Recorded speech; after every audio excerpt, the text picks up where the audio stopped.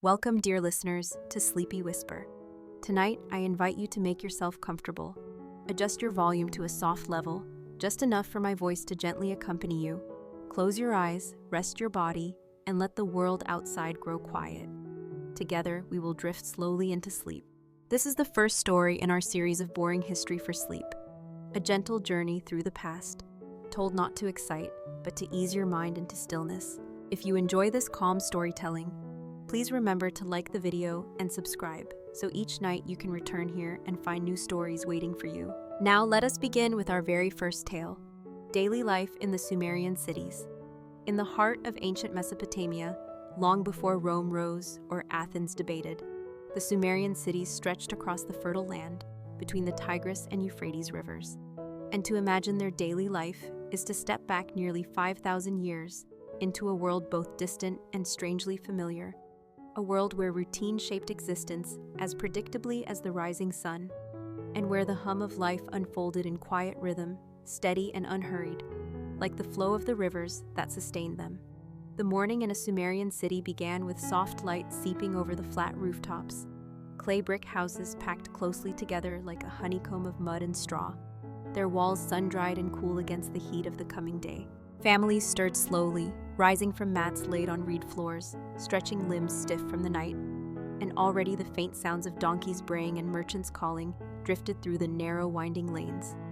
The air smelled faintly of baked bread, as women kneaded barley dough and slid it into clay ovens, their practiced hands moving with the same rhythm passed from mother to daughter for generations. Children, still sleepy, splashed water on their faces from clay jars and waited eagerly for their share of the morning meal, simple and filling, bread, dates, and sometimes a bit of cheese.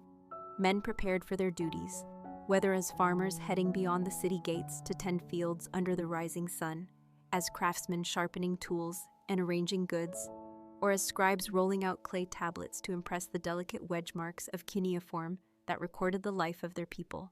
As the city awoke, the streets filled with the hum of daily tasks, the shuffle of sandals on packed earth, the chatter of neighbors exchanging greetings, and the low murmur of traders setting out their wares. In the marketplace, one could see jars of sesame oil gleaming in the light, baskets of onions and garlic carried in from nearby plots, wool dyed in muted colors, and clay figurines shaped with care. Barter was common, and every exchange was accompanied by long conversations, not hurried, but drawn out with careful weighing of value, as if the process itself was as important as the trade. Overseers strolled by, ensuring the city kept order, while priests in clean white garments moved with solemn steps toward the towering ziggurat, its terraced levels rising like a mountain built by human hands, dominating the skyline and reminding all who saw it of the gods' presence in their lives. Inside the homes, the midday heat grew heavy, and families rested in shaded courtyards, the hum of insects filling the air, while water was fetched from wells or carried in jars balanced on strong shoulders from the canals that channeled the life-giving rivers into the city. Children played with clay toys, tiny carts with wheels, or small figurines shaped like animals, their laughter weaving into the monotone hum of life, while elders sat quietly, telling stories of floods, of kings, of heroes whose names stretched far back into memory. The afternoon was a time for work to resume. Farmers brought in reeds to be dried for roofing, potters spun wheels slowly, shaping vessels that would hold grain, oil, and wine, and scribes continued scratching records into wet clay that, once baked, would last thousands of years, a testament to ordinary transactions and quiet lives. The pace of life was not rushed. Time was measured by the steady passing of the sun overhead, by the length of shadows stretching across the dusty lanes, by the cycles of planting and harvesting that bound the community to the land. As the evening descended, families gathered once more, sharing food under the dim glow of oil lamps, their flames flickering gently against the rough walls of clay homes. The conversation was soft, about crops, about neighbors, about small concerns, for the grandeur of empires and conquests had little place in their daily rhythm. Some evenings, music drifted through the streets, the plucking of lyres, the soft beating of drums, songs rising in praise of gods or in simple joy of the night. The ziggurat stood silent but ever present, a stairway to the heavens towering above, its bricks absorbing the fading heat of the day, while below, the city settled into quiet. Families lying down once more on mats, listening to the distant bark of dogs or the faint trickle of water in canals. In this cycle, repeated day after day, the Sumerian city breathed, a collective rhythm of labor, rest, ritual, and story. Nothing in their life was fast or fleeting. Everything stretched slowly, deliberately, with the same unchanging patience as clay drying in the sun. To think of them now is to imagine not drama or conquest, but the deep stillness of a people who built their lives on routine, on repetition, on the comfort of knowing that each day unfolded much like the last. And in that quiet predictability, they left behind traces not of spectacle, but of ordinary endurance, fragments of a civilization whose story continues to echo across time, like a whisper meant to lull restless minds into rest. To understand the rhythm of Sumerian cities more deeply, one must look closer at the lives of the people who filled their streets, because each occupation, each role, carried its own weight in shaping the slow pulse of the community. At the center of it all were the farmers, whose work began long before the city fully stirred, for they walked beyond the walls toward the fields, laid out in neat strips along the riverbanks, fields nourished by the complex network of canals and irrigation ditches that the Sumerians themselves engineered with careful patience. These farmers bent over rows of barley, wheat, lentils, and onions, their bodies glistening in the morning sun, their days consumed by planting, watering, and cutting reeds to patch roofs or feed animals. Their tools were simple: wooden plows pulled by Arnan, sickles fashioned from clay set into wooden handles. But in their simplicity, they sustained the entire city, for without the farmer there would be no bread, no gyro, no oil pressed from sesame seeds.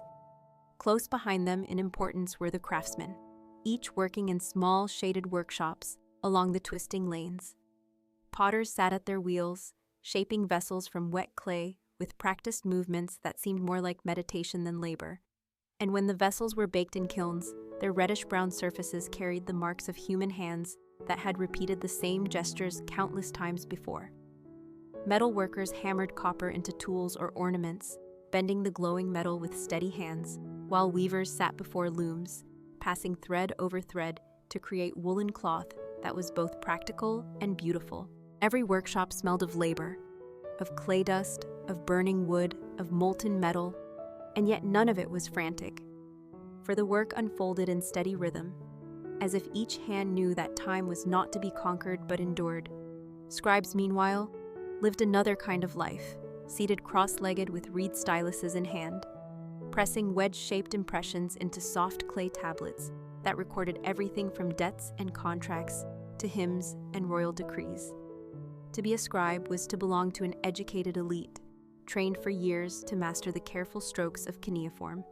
And though their work was quiet, it shaped the very memory of the city, ensuring that agreements were not forgotten and that stories outlived the storytellers. Religion too permeated daily life, for the towering ziggurat was not merely an ornament of the skyline, but the anchor of the people's faith, a stairway meant to bridge the human and the divine. Priests woke early to purify themselves, dressing in simple white robes, burning incense, and offering food and drink to the gods. Rituals repeated each day without variation, steady as the rising and setting of the sun. Ordinary citizens brought offerings as well: bread, beer, dates, or small figurines, each hoping to gain favor or ward off misfortune. The gods of Sumer were many, each tied to an aspect of life.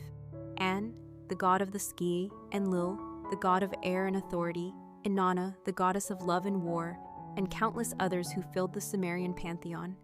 And their presence was not distant but immediate, woven into the explanation for every harvest, every storm, every illness or cure.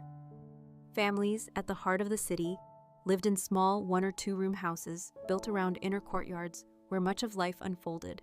These courtyards were places of cooking, of conversation, of children's laughter echoing against clay walls, and at night the family gathered there beneath the open sky, oil lamps flickering as parents spoke softly of the day's concerns. Women managed the home, grinding grain, baking bread, weaving, and raising children, their work as constant as the sun overhead, while men often labored outside as farmers, builders, or merchants. Children learned by watching, their play often a mirror of adult tasks. Boys fashioning toy carts, girls shaping miniature pots, all preparing for the roles they would one day inherit. Even leisure carried a slow rhythm, for Sumerians enjoyed music, games, and storytelling. Musicians plucked the strings of lyres or blew soft notes on flutes made of reed, filling the evenings with melodies that drifted over rooftops, while groups gathered to play board games scratched into stone slabs. The pieces moved slowly, each turn an unhurried pause in the flow of time. Stories of Gilgamesh and other legendary figures passed from elder to youth, told not with drama, but with the same steady cadence that marked all things in Sumerian life. Stories serving not as escape, but as continuity, reminders that the past and present blended seamlessly. Merchants too carried the city's lifeblood, leading donkeys laden with goods from one gate to another, trading barley for timber or wool for metals, not found in Mesopotamia. Their journeys stretched beyond the horizon, yet their return always brought the city new textures, new scents, new glimpses of a wider world. And so the city breathed through its many roles. Farmers binding themselves to the earth, craftsmen shaping clay and metal, scribes etching memory into permanence, priests anchoring devotion to the gods, merchants carrying the city's reach outward, families weaving it all together in quiet courtyards. The pattern repeated each day, not with surprise, but with the reassuring calm of predictability. Nothing was hurried, nothing broke the rhythm, and life in a Sumerian city unfolded like a long, slow chant, where each person's duty, each routine, was a note in the unending song of existence, a song that has carried faintly through millennia and still whispers now in the silence of the night. When one imagines the life of a Sumerian city, it is impossible to overlook the marketplace, for it was the living heart of the community, a place where trade, conversation, and ritual intersected, and where the rhythm of the day unfolded in layers of sound and color that, though muted by time, still echo faintly across history. From early morning, the narrow lanes leading toward the central square filled with people carrying baskets, leading donkeys, or balancing jars on their heads, each step deliberate and steady on the packed earth. Merchants spread their goods on reed mats or displayed them in small stalls shaded by cloth awnings, and slowly the market came alive with jars of sesame oil gleaming in the sun, piles of onions and garlic arranged neatly, dates glistening with sweetness, clay jars filled with beer, and baskets of wool ready to be dyed or woven. Craftsmen offered tools, beads, and figurines, their hands moving over objects they had shaped patiently over days of work, while traders arriving from beyond the city walls brought timber, metals, and stones not found in the flat Mesopotamian plain. The air carried a mix of scents, bread still warm from the ovens, the sharpness of garlic, the earthy smell of wool and clay, and above it all the constant low hum of voices, bargaining in slow, measured tones, for barter was as much about ritual as it was about necessity. A buyer lingered, weighing the quality of sesame oil, tilting the jar in the light before offering grain in exchange. A weaver considered the dye from far lands, running the cloth between her fingers before deciding on a fair trade. There was no rush, no hurried exchange, only the steady rhythm of human interaction repeating the same patterns each day. Beyond the marketplace rose the great public buildings that defined the city's skyline, most striking among them the ziggurat, its terraced steps climbing skyward, a massive reminder of the link between human life and the gods above. Built of sun-dried bricks stacked carefully layer upon layer, the ziggurat loomed over houses and workshops, its presence both protective and humbling. Citizens passed by it daily, glancing upward with respect, for it anchored their lives as surely as the rivers anchored their fields. Around the ziggurat lay temples where priests conducted rituals, and nearby administrative buildings where scribes recorded the flow of goods, the collection of taxes, and the distribution of rations to laborers who built canals or maintained the city walls. These walls themselves were not only defenses, but also boundaries that gave shape to the city, and from their gates stretched the roads that carried merchants and farmers outward toward fields, villages, and distant trade routes. Within the walls, the houses clustered close together, most with flat roofs used for drying crops or for sleeping on hot nights when the air inside grew too heavy. Courtyards opened to the sky, shaded by cloth or reeds, where families gathered to eat and speak, where children played with small clay toys, and where the slow rituals of life repeated without interruption. Public spaces offered another rhythm, open squares where legal matters were discussed before elders, where disputes were settled, and where proclamations from rulers were announced by heralds, whose voices carried across the crowd. These rulers, whether kings or city governors, lived not in distant palaces, but often within fortified residences that were functional rather than grand. For authority was demonstrated not through luxury, but through control of water, grain, and the loyalty of priests. Life in the city was a constant balance between individual households and the collective needs of the community, between private concerns and public duties. And this balance held steady because every role was tied to the rhythm of survival.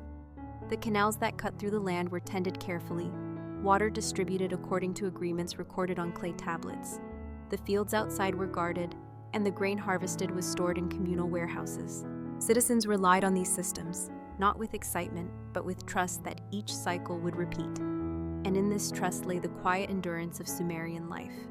At sunset, the marketplace slowly emptied, merchants packing their goods, families returning to their courtyards, the last beams of light casting long shadows across mud brick walls. The ziggurat glowed softly in the fading sun, its steps holding the warmth of the day, while the city itself settled into calm. Oil lamps flickered along narrow lanes, conversations drifted through open windows, and the hum of the day dissolved into quiet night. What defined the Sumerian city was not noise or spectacle, but the steady repetition of these patterns.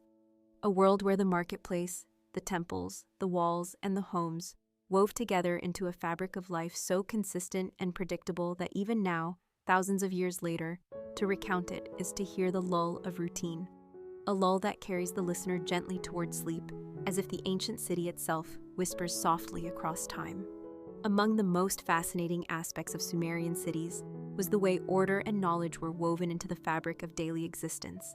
For beyond the markets and courtyards, there were schools, courts, and rulers whose authority shaped the rhythm of life in subtle but enduring ways.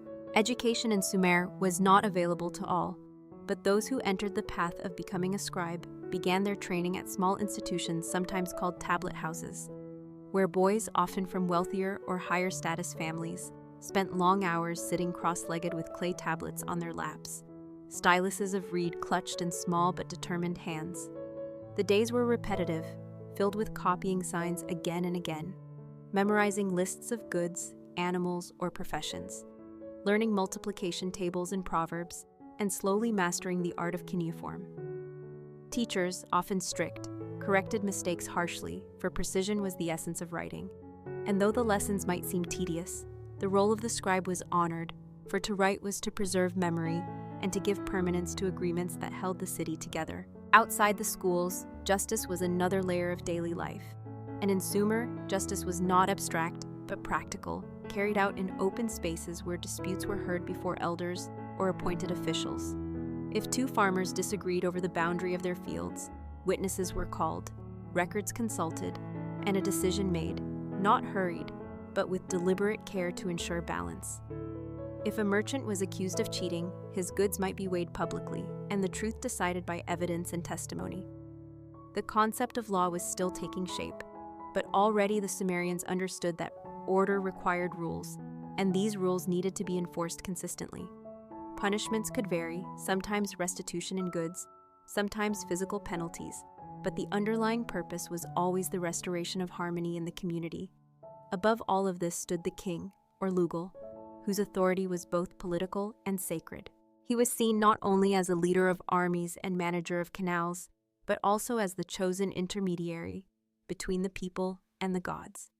His palace, though not extravagant by later standards, was the seat of decision-making, where scribes recorded decrees, where officials planned irrigation projects, and where emissaries from other cities were received. The king's responsibilities stretched across every aspect of life, ensuring fields were watered, that the temples received offerings, that justice was upheld, and that the city's defenses remained strong. In return, the people viewed him with reverence, for his role was ordained by the divine, his success or failure believed to reflect the gods' favor. Priests supported this authority, conducting rituals that reinforced the connection between ruler and deity, ensuring the city's stability was mirrored in the heavens. Yet for the ordinary citizen, These structures of education, justice, and kingship did not disrupt the steady pace of life, but rather gave it a framework within which routine could unfold predictably. A farmer in the fields knew that disputes could be resolved, a merchant trusted that contracts would be remembered, and a scribe understood that his writing connected him to a chain of memory that would stretch far beyond his own lifetime. Even festivals tied to the agricultural cycle and the worship of gods reflected this structure. Days when work paused, when citizens gathered for processions, music, and offerings, when the king appeared before the people to reaffirm his role, and when the entire city, for a brief time, celebrated not with chaos, but with measured joy, a collective pause in the steady rhythm of existence. As night fell on such days, the oil lamps flickered in homes, and conversations lingered on the fairness of judgments, the wisdom of teachers, the authority of kings. Yet always the talk faded into silence, and the city once more returned to its deep hum of quiet repetition. What strikes us looking back is not the drama of conquests or the rise and fall of rulers, but the calm endurance of a system that made daily life possible. A system where education, law, and leadership blended seamlessly into the routine of work, rest, and worship. And so the Sumerian cities endured, their people moving through cycles of duty and devotion, their memory preserved in clay tablets that outlasted their walls, leaving us today not with tales of spectacle, but with the soft whisper of a civilization that built stability out of patience, structure, and the slow turning of time itself. Though much of Sumerian life was shaped by work, by farming the fields, shaping clay, recording tablets, and maintaining canals, there was also space for leisure, celebration, and small joys that punctuated the steady rhythm of existence. For even in the most ancient of cities, people found ways to rest their hands, to lift their voices, and to weave moments of delight into the fabric of ordinary days. Festivals were among the most anticipated occasions, tied closely to the cycles of planting and harvesting, to the turning of seasons, and above all, to the worship of the gods, who were believed to govern every aspect of life. On such days, the city stirred earlier than usual, and the narrow streets filled with the sound of footsteps and conversation, neighbors greeting one another with anticipation as families prepared offerings to carry to the temples. Processions wound slowly toward the ziggurat, priests leading the way in clean white garments, carrying incense burners that sent thin streams of smoke curling upward into the morning air, while musicians followed, plucking lyres with strings stretched across wooden frames, beating small drums with a gentle rhythm, or blowing soft notes on reed flutes. Citizens sang hymns, repeating words passed down for generations, voices rising together in unison that was less about melody than about devotion.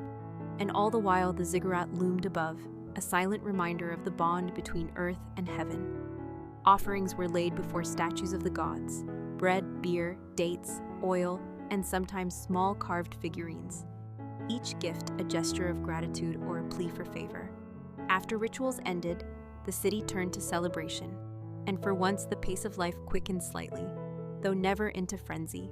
Families shared meals together in courtyards. Children ran through the lanes laughing, their hands sticky with sweets made from dates and honey, and games unfolded in the open spaces where men and women tested their luck and skill at board games scratched into stone slabs. Moving pieces carved from shell or clay with slow deliberation, the famous game of played with dice and counters, was a favorite, and its slow turns filled the afternoon with a sense of playful suspense, each move drawing small cheers or sighs from the gathered crowd. Music accompanied these gatherings, not loud or overwhelming, but steady and calming, lyres strummed in gentle patterns, flutes weaving soft melodies, drums beating lightly to guide dancers who stepped slowly in circles, their movements more about ritual than display. Storytelling also flourished during these times, as elders gathered groups of children at their feet and recited tales of gods and heroes, of battles fought long ago, and of kings who had built great temples, their voices carrying the steady cadence of memory, words rising and falling like waves. Even outside of festivals, leisure crept quietly into daily life. In the evenings after work, families often sat on rooftops beneath the cooling air, watching the stars emerge one by one, constellations traced by voices that explained their meanings, each star a sign from the heavens. Some played simple games with pebbles or sticks, others listened to songs sung by neighbors, and still others let the silence itself become their companion. Drinking beer, brewed from barley and stored in large clay jars, was another common pleasure, and groups of men and women gathered to sip slowly through straws made of reed, sharing conversation that drifted lazily into the night. Leisure was never about escape, never about breaking from the cycle of life, but rather about reinforcing bonds, about reminding one another of community, of shared memory, of faith in the gods, and trust in each other. These joys, though quiet, were as essential as work, for they gave shape to time, marking the passing of seasons, easing the burdens of labor, and ensuring that life in the Sumerian city was not only about toil, but also about balance. And so the rhythm of life unfolded. Work and worship, rest and play, all blending together into a cycle that repeated endlessly yet never lost its meaning. What remains most striking is the calm predictability of these moments, the absence of drama or sudden change, and the way even joy was measured and steady, a gentle current that carried people from birth to death, from sunrise to sunset, with the same unchanging patience as the rivers that sustained them. To listen to these echoes now is to hear not the noise of celebration, but the soft hum of continuity, a sound that soothes the restless mind and invites it toward the stillness of sleep. To imagine the private world of the Sumerians is to step into their homes and share their meals, to observe the clothes they wore and the family ties that gave structure to every day, for beyond the fields, temples, and markets, it was within these mud brick walls that life's simplest rhythms unfolded. The houses, built of sun-dried clay bricks, often contained one or two small rooms with a central courtyard that served as the true heart of family life. Here, fires were lit for cooking, mats were laid out for resting, and small altars stood in corners to honor household gods. In the morning, the smell of bread baking filled the courtyard as women ground barley on heavy stone querns, their arms moving back and forth in a steady rhythm, while children lingered nearby, waiting for warm loaves that would be broken and shared with dates, onions, or cheese. Barley was the foundation of their diet, eaten as bread or porridge, brewed into beer that served as both drink and staple, while dates provided sweetness and sesame seeds gave oil for cooking. Meat was not a daily fare, but appeared on special occasions, when goats, sheep, or fish from the rivers were cooked and seasoned with herbs. Meals were simple but filling, shared communally, with family members gathered around low clay tables or eating from shared bowls, dipping bread into stews, sipping beer through reed straws from large jars, conversation flowing gently in between bites.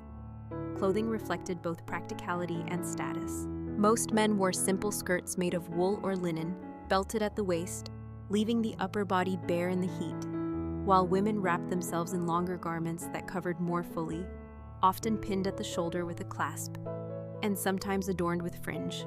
Wealthier citizens dyed their garments or added decorative patterns, while the poor dressed in plainer cloth, though all garments were hand-woven, the result of countless hours at looms, where women passed thread patiently over and under. Jewelry was also common, not extravagant but meaningful. Beads made of shell or lapis lazuli, imported from far lands, small earrings of gold or copper, necklaces of carved stone, each piece a token of beauty in an otherwise modest world. Hairstyles were another marker of identity, men often wearing their hair long and curled or tying it back with bands, while women arranged theirs in braids, sometimes coated with perfumed oils, a detail that showed the care placed even into daily routines. Within the household, roles were defined but not hurried.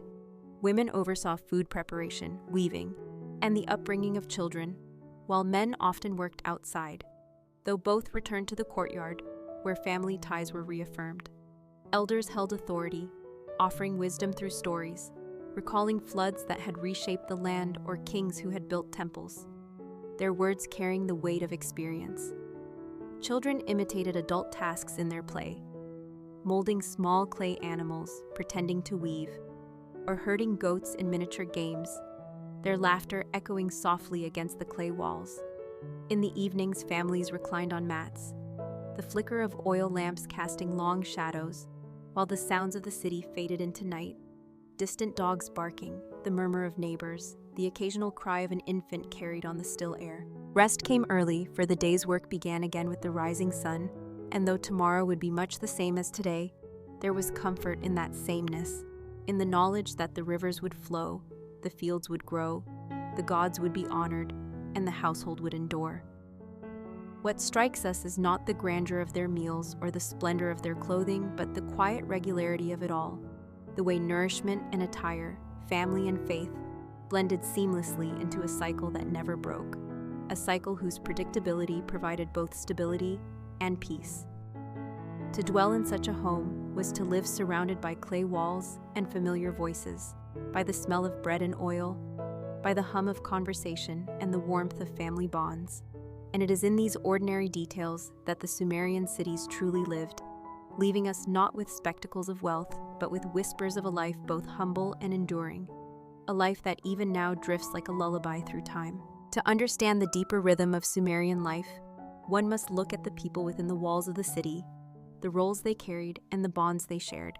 For it was not only fields and temples that sustained the civilization, but also the family and the community that gave meaning to each passing day. Women, though often confined to the home, held responsibilities that were vital, weaving cloth that clothed the household, preparing meals that fed both body and spirit, raising children with stories and discipline, and overseeing the domestic economy with care. Many women also participated in trade, selling surplus wool or beer in the marketplace, and some served within temples as priestesses, healers, or attendants to the gods, their presence reminding all that spirituality and daily labor were inseparable. Their voices, though not always recorded on clay tablets, guided households and influenced the flow of life more deeply than written records suggest. Children filled the city with laughter and movement, chasing one another through narrow lanes, playing with toys made from clay or wood, their games often imitating adult work, as if practice for the roles they would inherit. A boy might carve a tiny plow and drag it across the dirt, while a girl shaped small figurines of animals, or arranged bits of reed as if weaving. Education for most children was not formal but practical, learned at the side of parents, watching mothers grind barley, fathers till fields, or craftsmen shape clay. Yet some children destined to be scribes spent long hours in the tablet houses, their small fingers pressing styluses into soft clay, until the symbols of cuneiform became as natural as speech. Elders occupied a position of quiet respect, their words listened to with patience, for they carried memories of floods, famines, or prosperous harvests, and their advice was sought in disputes or in matters of custom. Community life extended beyond the household, for neighbors depended on one another, borrowing tools, sharing food, watching children, or working together to repair canals, build walls, and maintain the city's structures. In the evenings, families gathered not in isolation, but in small groups, talking softly in courtyards, listening to music played on lyres, or watching the stars that mapped the heavens. Festivals, too, reinforced this communal bond, processions winding through the city with citizens walking side by side, carrying offerings, singing hymns, and reaffirming the unity that bound them.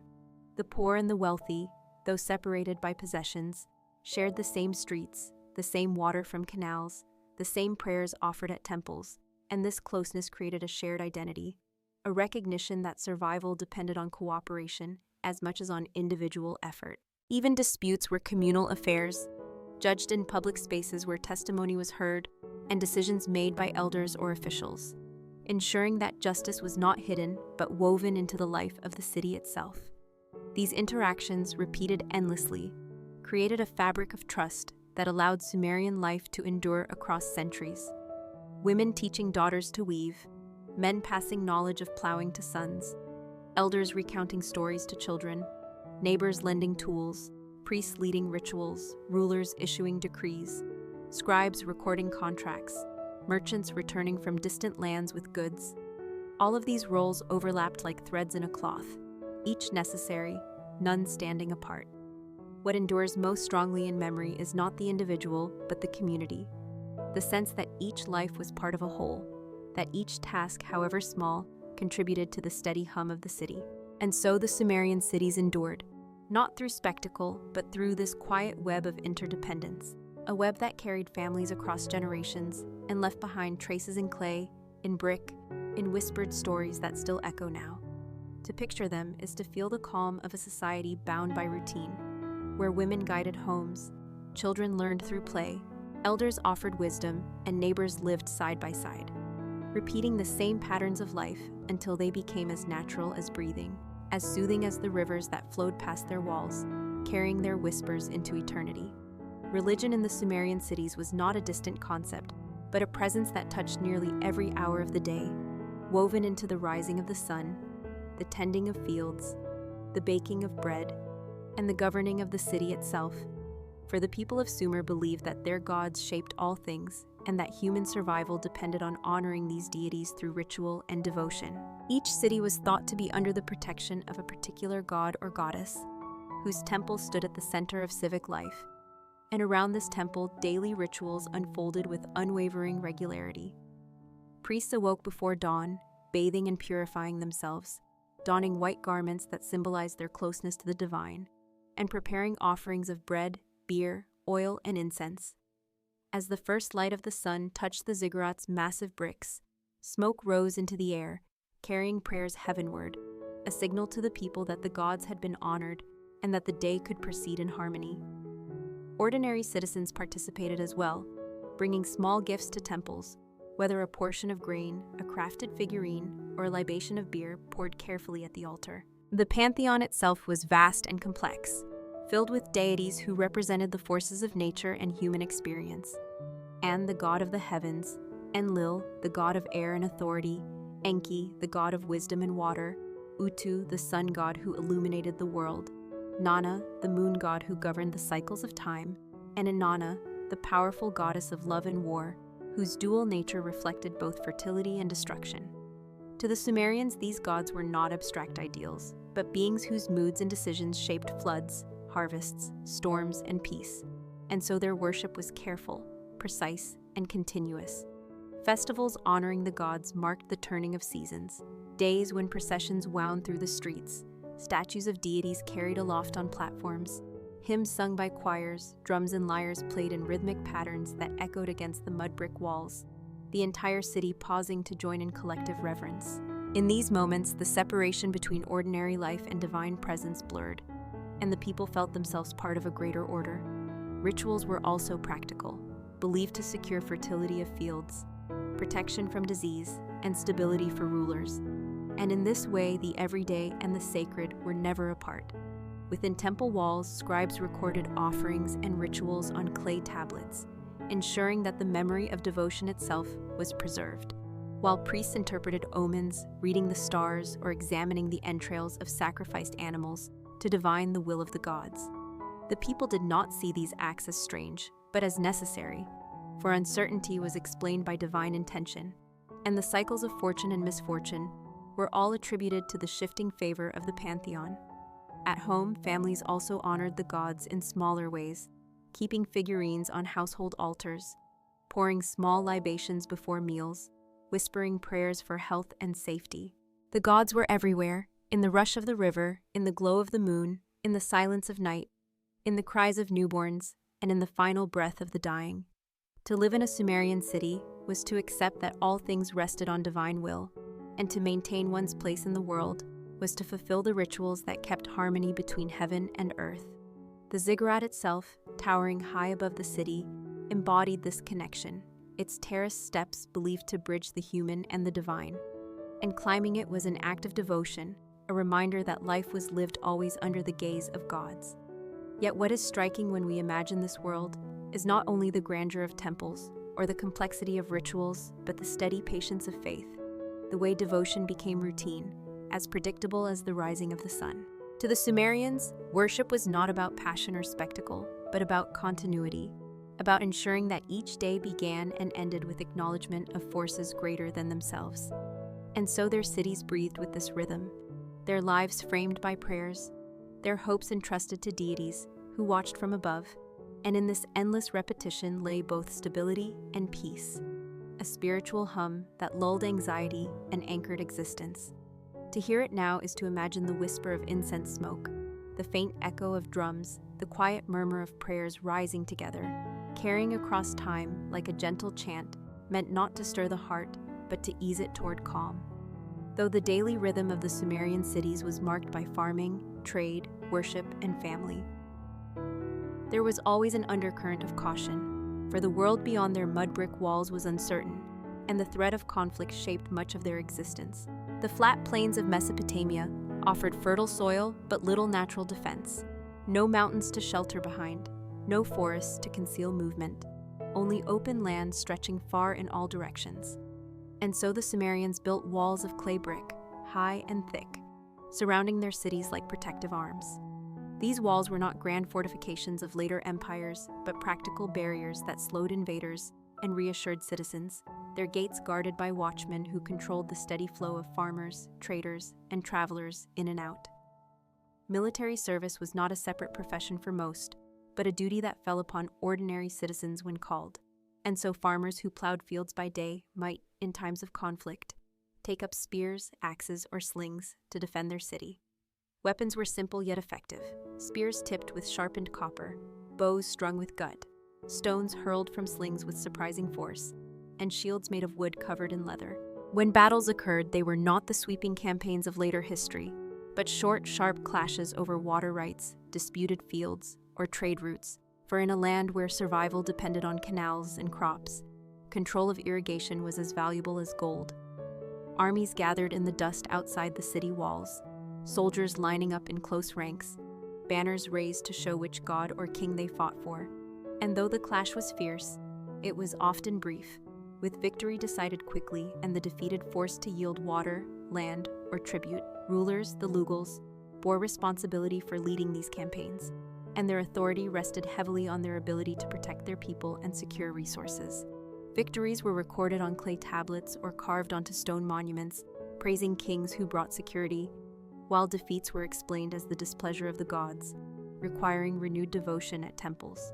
Yet despite these moments of violence, daily life within the city rarely shifted far from its steady course, for the citizens knew that most days the soldiers were also neighbors, men who returned home to families, to fields, to markets. Professional soldiers did exist, particularly as cities grew wealthier, and some served as guards for rulers or temples, but the bulk of defense remained communal, drawn from ordinary lives. Training was minimal, often consisting of practice with weapons in open fields, yet the discipline of shared duty created a quiet strength, for all understood that the survival of the city was tied to their cooperation. The walls themselves were symbols of this shared vigilance, requiring constant repair, with citizens contributing labor to patch cracks, rebuild bricks, and keep the defenses strong. Watchtowers rose at intervals, simple platforms where guards could scan the horizon for dust clouds that signaled approaching strangers, their eyes trained to notice even small movements across the open plain. When danger was far, these watchmen still gave comfort, for their presence reminded citizens that vigilance never ceased. Even in times of peace, the rituals of war lingered, weapons stored in armories, spears stacked neatly, shields hung in readiness, while songs and stories told of past conflicts, of kings who defended canals or led raids into rival lands. Children grew up hearing these tales, not with excitement but with the sober recognition that survival often depended on the strength to defend what was theirs. Yet war was never glorified in Sumerian life. It was accepted as necessity, an extension of the same struggle that governed planting and harvest, the endless effort to secure stability in a world that could never be fully controlled.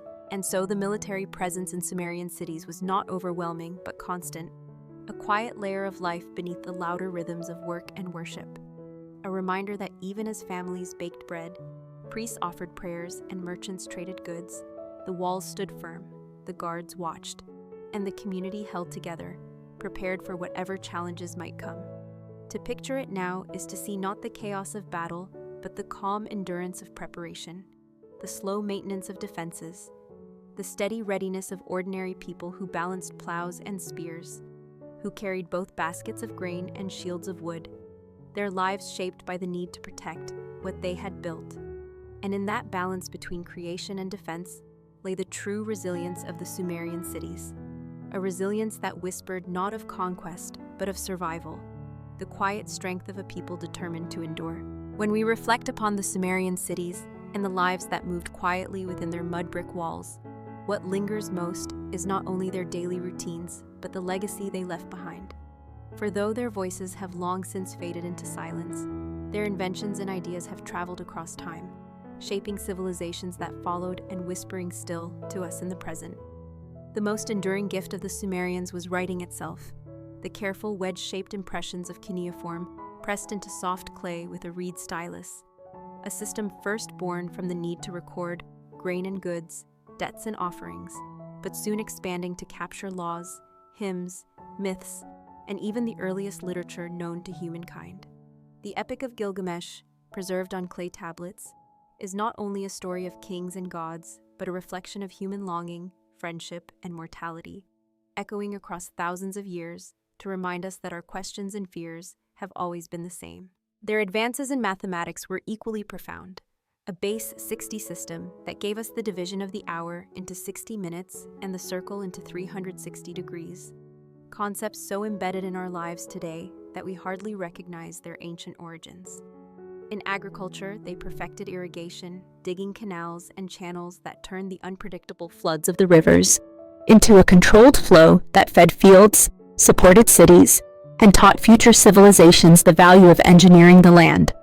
In governance, they established systems of kingship, councils of elders, written laws, and courts of justice, laying a foundation for the idea that society required rules and structure, that disputes must be settled not by chaos, but by order.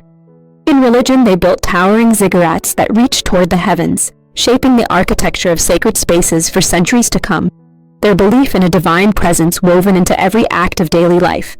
In trade, they connected distant lands, bringing timber from Lebanon, copper from Oman, lapis lazuli from Afghanistan, creating networks that would later expand into great empires, but whose roots lay in the simple exchanges of barley for wool, oil for stone.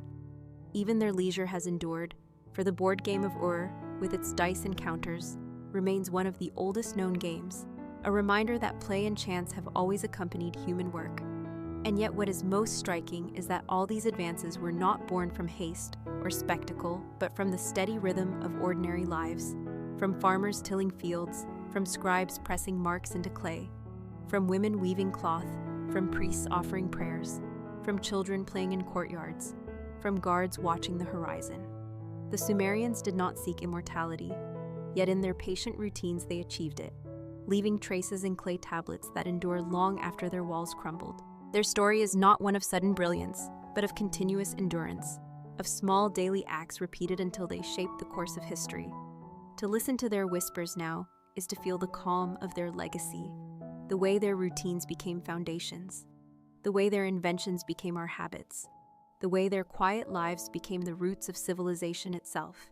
And so as the day closes in the Sumerian city, as oil lamps flicker against clay walls and families settle once more to sleep under the watchful gaze of the gods, their world drifts into silence, but their memory does not vanish.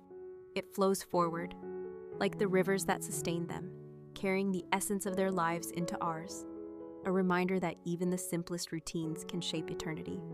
And in this thought we find peace, for to reflect on the Sumerians is to be reminded that time itself is a river, and though we may sleep now, the current of history carries us gently, endlessly onward. And so, our story has come to an end. Before we begin the next one, may I kindly ask you to give this video a like and subscribe to the channel so you can always return here for more gentle journeys into the past. Now, let us continue with another tale in our series of Boring History for Sleep, as we drift quietly into the slow rise of the Babylonian Empire. When we turn our attention from the Sumerian cities to the lands that would one day become Babylon, we enter a world where history did not change in sudden bursts, but unfolded slowly, steadily, like the flow of the great rivers that shaped Mesopotamia. The Babylonian Empire, known in later centuries for grandeur, kings, and famous laws, began humbly as a small settlement along the Euphrates, unremarkable among many other towns scattered across the fertile plains. In the early days, Babylon was not yet the mighty capital of Hammurabi, or the seat of legendary gardens, but a modest city-state competing for survival with stronger neighbors such as Isin, Larsa, and Eshnunna. Life within its walls resembled the familiar rhythms of Mesopotamian existence, farmers rising with the sun to tend barley fields fed by canals, craftsmen shaping clay into vessels, scribes pressing cuneiform into tablets, and priests offering food and incense to the gods. There was no sudden spark that set Babylon apart, only the quiet accumulation of effort, generation after generation, as rulers slowly consolidated power, strengthened defenses, and built alliances. The early kings were not emperors but local lords, their authority fragile, dependent on both military readiness and the favor of the gods.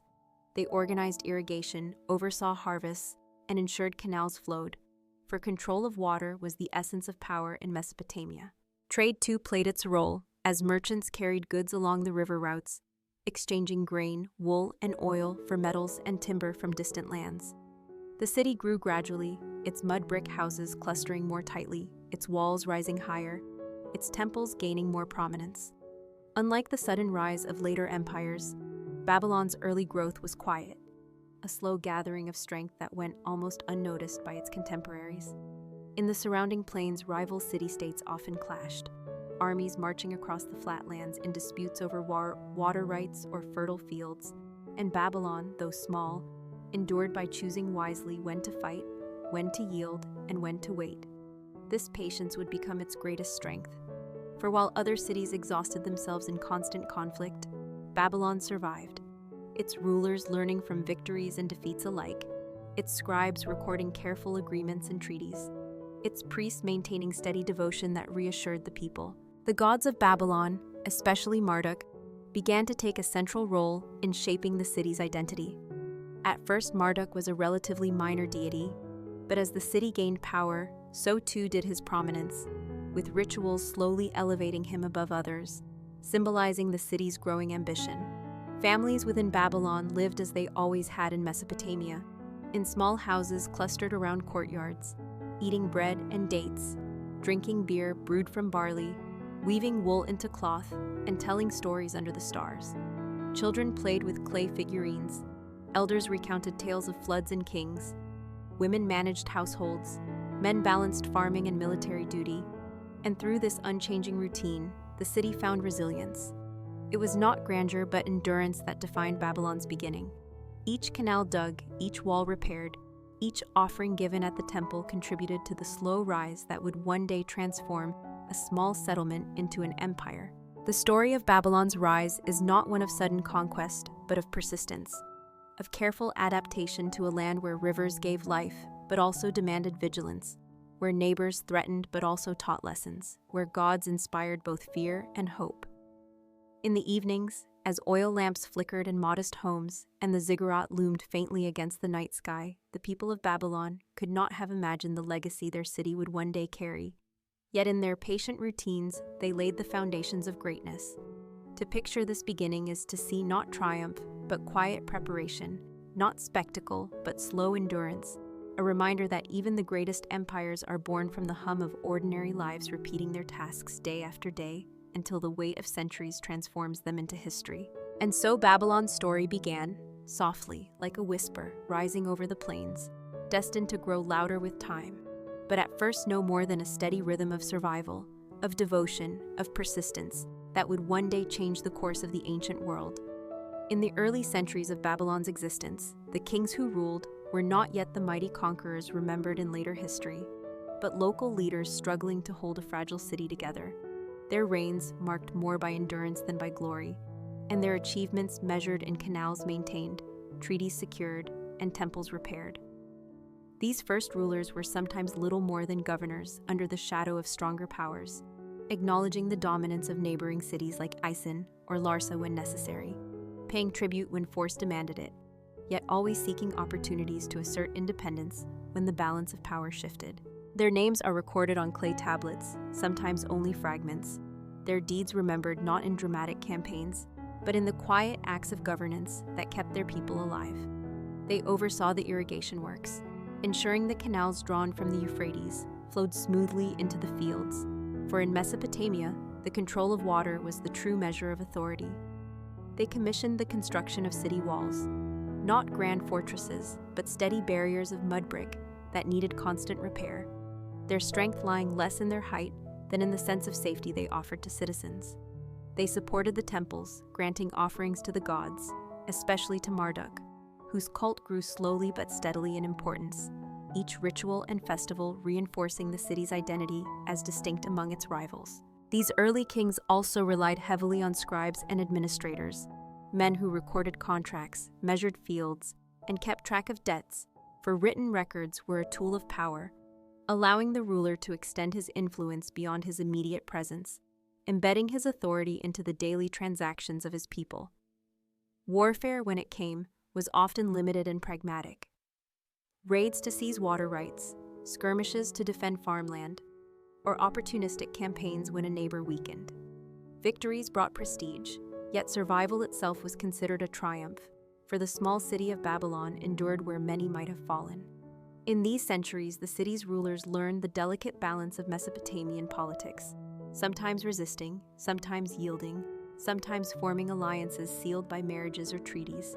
Each decision aimed not at immediate glory, but at long-term endurance. Slowly, through this cautious strategy, Babylon grew stronger, its population increasing, its temples more elaborate, its merchants more confident as trade routes widened.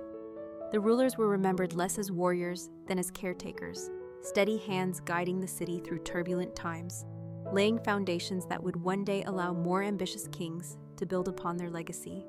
At night, as oil lamps flickered in their palaces, simple structures of brick rather than the vast halls of later empires, these kings may have contemplated the fragility of their position, surrounded by rivals stronger and older, yet their persistence ensured Babylon's survival. Each generation added a little more strength. A new wall built, a new treaty secured, a new temple constructed, until slowly the city began to be spoken of with respect rather than dismissal.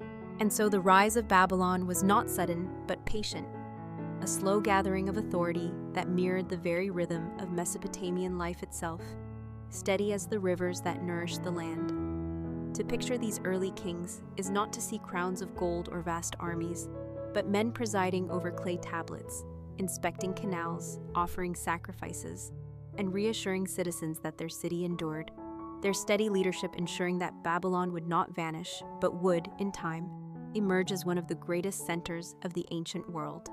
As Babylon slowly expanded its influence across the plains of Mesopotamia, one of the most significant transformations was not only political, but spiritual, for the rise of the city was inseparable from the rise of its god, Marduk, whose growing prominence mirrored the growing ambition of Babylon itself. In the earliest days, Marduk had been a relatively minor deity within the vast Mesopotamian pantheon, overshadowed by older and more powerful gods like Enlil of Nippur or Inanna of Uruk. Yet as Babylon's rulers sought to establish their city's identity, they elevated Marduk above others, reshaping ritual and myth to place him at the center of their spiritual world.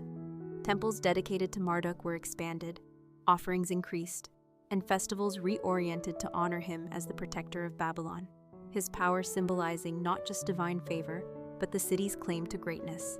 The New Year festival, which became one of the most important celebrations in Babylon, was dedicated to reaffirming Marduk's supremacy, priests carrying statues of the god in procession through the streets, hymns echoing against the mud brick walls, incense rising in thin smoke trails toward the sky, and citizens joining in chants that declared Babylon as the chosen city of the divine. Mythology itself was reshaped, with the creation of the Enuma Elish, a story that placed Marduk at the center of the cosmos, defeating the chaos monster Tiamat and establishing order in the universe, his victory symbolizing not only the triumph of the gods, but the ascendance of Babylon's place among the cities of Mesopotamia. In these myths, Marduk was declared the king of the gods. His temple Esagila in Babylon proclaimed the meeting place of heaven and earth, a sanctuary where cosmic order was maintained. For ordinary citizens, this elevation of Marduk provided comfort and pride, binding their city's fate to the will of the divine and giving them a sense of belonging to something larger than themselves. Families brought offerings to his temple, craftsmen carved figurines in his image, merchants prayed for safe travels under his protection, and kings declared their authority as sanctioned by his power. Priests, acting as intermediaries, performed daily rituals, purifying themselves, chanting prayers, and presenting food, beer, and incense to the god, reinforcing the belief that Marduk's favor was essential for harvests, security, and prosperity. This growing devotion also influenced politics, For by claiming Marduk's supremacy, Babylon's rulers positioned themselves as rightful leaders not only of their own city, but of all Mesopotamia, suggesting that just as Marduk ruled over the gods, so too should Babylon rule over the cities of men.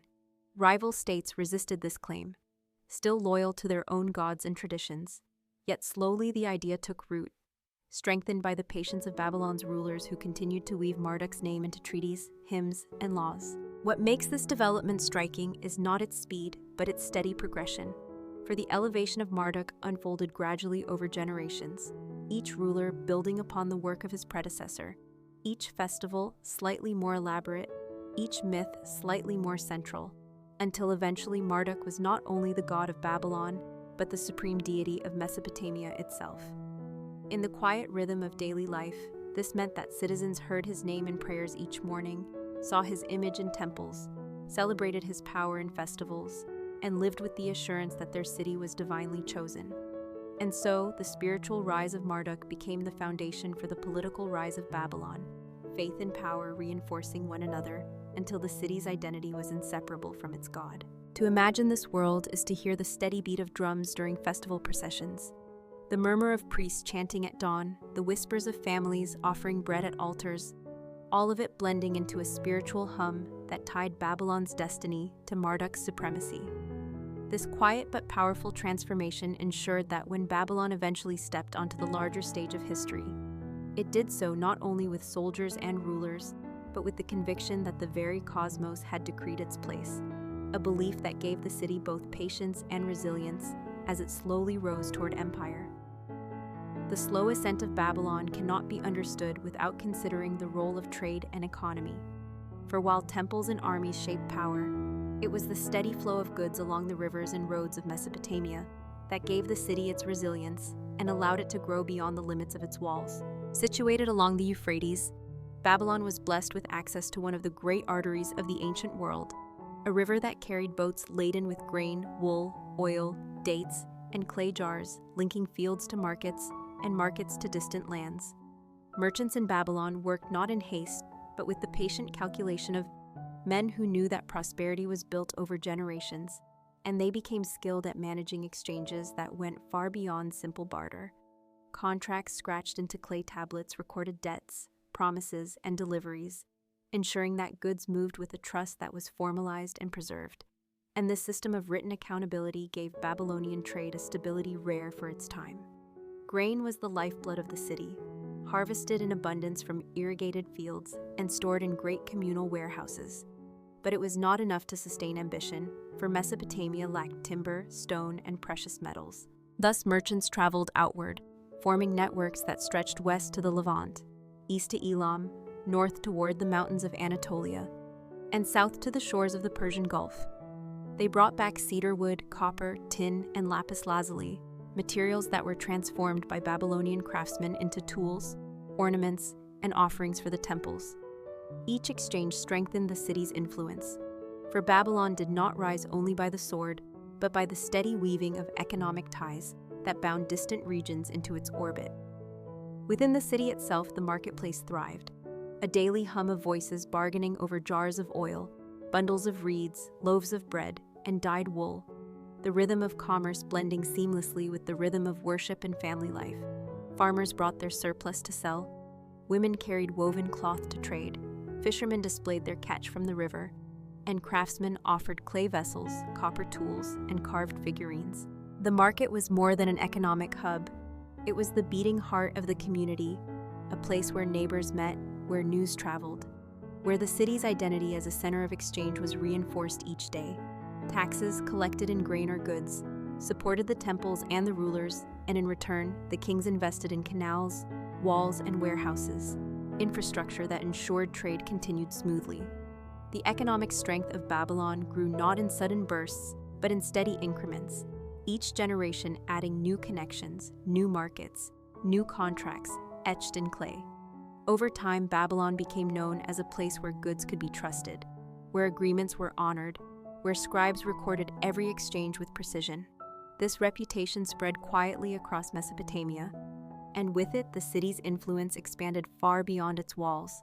While rival states exhausted themselves in wars, that brought only temporary victories, Babylon built its strength in the patient accumulation of wealth and the careful management of resources. To imagine the city in these years is to see boats drifting slowly along the Euphrates, donkeys laden with goods plodding through the gates, scribes bent over tablets in shaded courtyards, merchants bargaining under reed awnings, and priests offering thanks to Marduk for the prosperity that sustained his city. Nothing was hurried, nothing spectacular, but in the quiet hum of commerce, Babylon grew strong, its roots sinking deeper into the fabric of Mesopotamia. And so the rise of Babylon was not merely military or religious, but economic. A slow weaving of trade routes and contracts, markets and temples, rivers and roads, all combining to give the city a foundation of stability that would one day support an empire. What we remember now is not the noise of conquest, but the whisper of transactions, the steady flow of goods, the careful marks pressed into clay that carried promises across time, building a reputation that turned a modest city into a rising power. To understand Babylon's slow but steady rise, one must also step inside its walls and observe the ordinary lives of its people. For it was in the homes, courtyards, kitchens, and workshops that the true strength of the city was nurtured, not in the palaces or the temples alone. The houses, built from sun-dried mud bricks, stood shoulder to shoulder along narrow streets, their flat roofs used for drying grain, storing tools, or sleeping under the cool night sky when the heat of the day lingered. Families gathered in central courtyards that served as the heart of the home, shaded by reeds or cloth, where meals were prepared, stories told, and children played with small toys of clay shaped into animals, carts, or figurines. The daily diet was built around barley, ground into flour on heavy stone querns, and baked into flat loaves of bread, or brewed into beer that was consumed by young and old alike, sipped slowly through reed straws from large clay jars. Dates added sweetness, onions and garlic-flavored stews, and sesame seeds provided oil for cooking, while meat was rarer, eaten on special occasions, with sheep, goats, and fish from the river offering protein when available. Meals were simple but nourishing, eaten communally, with bread dipped into bowls of stew, and conversation drifting softly in the lamplight. Clothing reflected both practicality and identity. Men often wore simple wool skirts tied at the waist, while women wrapped themselves in long dresses, sometimes fringed or patterned, and wealthier citizens might adorn themselves with jewelry of copper, gold, or beads made from imported lapis lazuli, a bright stone prized from distant lands. Hairstyles were carefully tended, men curling or braiding their hair, women arranging theirs in elaborate plaits, perfumed with oils when available, for appearance carried meaning and pride, even in such modest surroundings. Children were raised within this rhythm, their lives shaped by imitation of adult work, boys herding animals or learning to till fields, girls helping to weave or bake bread, and some destined for scribal training spent long hours learning cuneiform in tablet houses, pressing styluses into soft clay until the signs became second nature. Women carried immense responsibility within the household, grinding grain, weaving cloth, brewing beer, tending to children, and managing small-scale trade in surplus goods, while men balanced farming, craft, and at times military service. Yet the home was not only a place of labor, but of rest, a sanctuary from the bustle of the markets and the authority of the temples, a place where family bonds were reaffirmed each evening as oil lamps flickered against clay walls. Beyond the household, community life extended into markets and public spaces where neighbors shared tools, exchanged news, or assisted in repairing canals and walls, for the survival of Babylon depended on cooperation as much as on leadership. Festivals tied to the agricultural calendar provided moments of shared joy, when families dressed in their finest garments, carried offerings to temples, and joined processions of music and chanting. Evenings were filled with softer pleasures, the strumming of lyres, the sound of flutes, the murmur of storytellers recounting myths of gods and heroes. Life was neither grand nor hurried, but steady, marked by repetition and continuity. Each day a mirror of the last, yet within that predictability lay a quiet strength, for it created stability across generations. To picture Babylon in these years is not to imagine an empire of wealth and grandeur, but a community of ordinary people living ordinary lives, shaping clay, baking bread, weaving cloth, teaching children, and whispering prayers to Marduk at small household altars.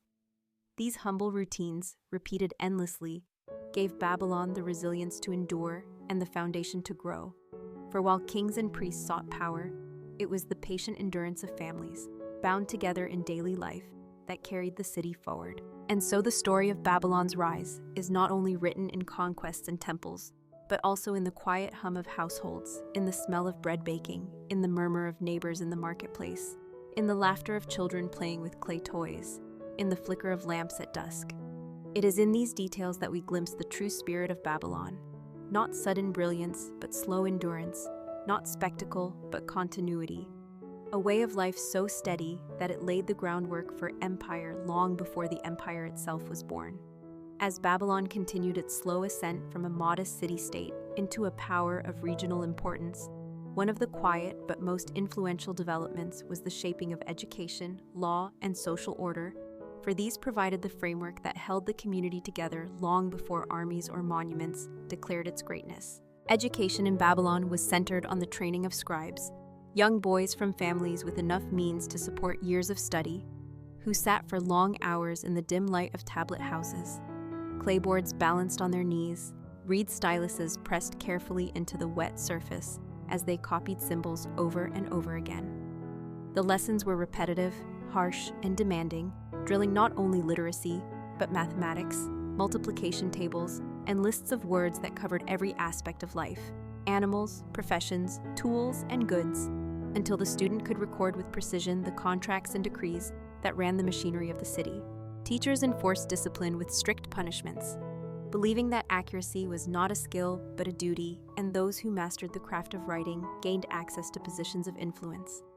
For scribes became the keepers of memory, recording land sales, harvest yields, debts, treaties, and temple rituals, ensuring nothing was forgotten and that authority extended beyond the spoken word.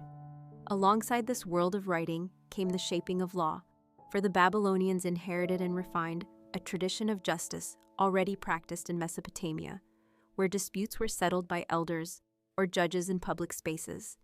By the time of Babylon's early rise, legal proceedings were carefully recorded, witnesses called, and penalties outlined, with an emphasis on restitution and fairness that reinforced social harmony.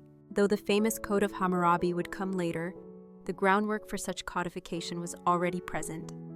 An understanding that life required rules, that disputes over fields, debts, or contracts could not be left to chance, but needed resolution within a framework respected by all. These early legal practices ensured that citizens could trust one another in trade and rely on impartiality in conflicts, stability that allowed commerce and community to flourish. Social order itself was clearly defined, with distinctions between free citizens, who owned land and participated in trade, dependents, who worked for others, and slaves, who though bound had certain protections under law and could sometimes earn or buy freedom. Families remained the basic unit of society, but households were shaped by these broader hierarchies, and everyone knew their place within the system. Priests occupied a special role, serving as both spiritual leaders and administrators, for the temples were not only centers of worship, but hubs of economic activity, storing grain, managing land, and distributing rations to workers. The king, though not yet the absolute monarch of later Babylonian grandeur, was seen as both guardian of the god's will and overseer of justice, his decrees carrying divine sanction and his authority strengthened by the belief that he ruled in partnership with Marduk. Yet what is most striking when we picture Babylon in this stage is not the drama of royal power, but the quiet endurance of structure, the way education, law, and social order blended seamlessly into daily life. A farmer knew that if his neighbor encroached on his field, there was a system to resolve it. A merchant trusted that contracts recorded by scribes would hold. A child studying in a tablet house understood that mastery of writing could shape his future. A priest chanting at dawn reinforced the stability of belief. Together, these practices created a society where continuity was valued, where predictability offered peace, and where slow progress laid foundations for empire. To hear their story now is to imagine the scratch of styluses on clay, the murmur of testimony in a courtyard, the steady voice of a judge pronouncing a verdict, the patient repetition of rituals in temples, all quiet sounds that nevertheless carried the weight of order across generations. And so Babylon's rise was guided not only by rivers and trade, but by the unseen but enduring strength of education and law, the slow building of trust in structure and fairness, a rhythm of justice and memory that steadied the city and prepared it for the greater heights it would one day reach. Though Babylon's foundations were laid in trade, law, and devotion, survival in Mesopotamia always required vigilance, for the flat plains of the land left cities exposed, and the constant rivalry among neighboring states made warfare a reality that could never be ignored. Babylon, in its early centuries, was not yet a mighty empire, and so its rulers relied as much on patience and defense as on bold conquest, crafting strategies of survival that allowed the city to endure, while stronger powers rose and fell around it. The city walls, built of sun-dried bricks, were among the most vital features, encircling the settlement with layers of protection that needed constant repair, for the Euphrates floods and the searing summer sun wore them down year by year. Citizens contributed labor to maintain them, patching cracks, hauling mud, and stacking bricks in steady rhythm, for they knew the walls represented not only security, but also the unity of the community. At the gates, watchmen kept careful guard, scanning the horizon for approaching dust clouds that might signal an enemy force, and their vigilance gave reassurance to the families within. Armies in Babylon were not professional in the earliest times, but drawn from ordinary citizens, men who farmed the fields during planting and harvest, but who could be summoned to carry spears, slings, or bows when the city was threatened. Their weapons were simple: wooden shields covered in leather, copper spearheads, slings for hurling stones. But their strength lay in discipline and familiarity with the land they defended. Skirmishes were often small, fought over water channels, amphitheaters, or disputed fields, with victories measured not in conquest, but in survival, the ability to continue planting, harvesting, and trading another season. Rulers, called lugals, were expected to lead in battle, standing as both generals and representatives of the gods, their authority tied directly to their capacity to protect the city. When larger threats loomed, Babylon often relied on alliances, forming pacts with neighboring states, sealing agreements with marriages, or paying tribute to stronger powers while waiting patiently for moments of weakness to reclaim independence. This cautious strategy, though less glorious than conquest, was remarkably effective. For while cities like Eson and Larsa burned brightly and then faded, Babylon preserved its strength through endurance. The presence of the gods was also invoked in defense, with rituals held before battles, offerings placed at temples, and priests chanting for divine favor, reinforcing the belief that Marduk watched over the city and that its survival was assured through devotion as much as through spears. Even in peaceful times, the city remained prepared, with weapons stored in armories, guards stationed at gates, and drills conducted in the fields outside the walls, a quiet readiness that was as much psychological as physical.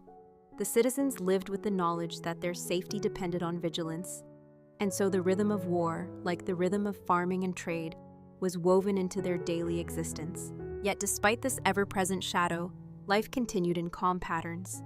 The hum of markets, the glow of oil lamps, the laughter of children in courtyards, all unfolding beneath the silent strength of the walls. What is most striking when we look back is that Babylon's rise was not built on dramatic conquests in its early centuries, but on the quiet art of survival, the ability to endure, to defend, to adapt, and to wait until the balance of power shifted in its favor. And so the military presence in Babylon was not one of constant campaigns, but of steady vigilance, a background rhythm of defense that allowed trade, law, and faith to flourish without interruption.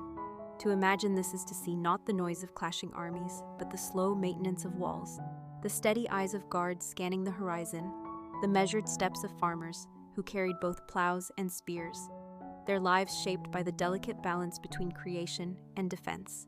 In this patience lay the true resilience of Babylon, a resilience that allowed it to survive storms of conflict until the time came when it would no longer simply defend but extend its influence outward, slowly but decisively, across Mesopotamia.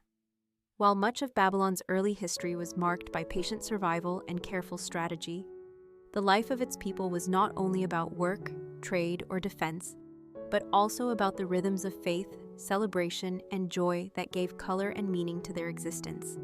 And it is in these quieter details that we see the humanity of Babylon most clearly.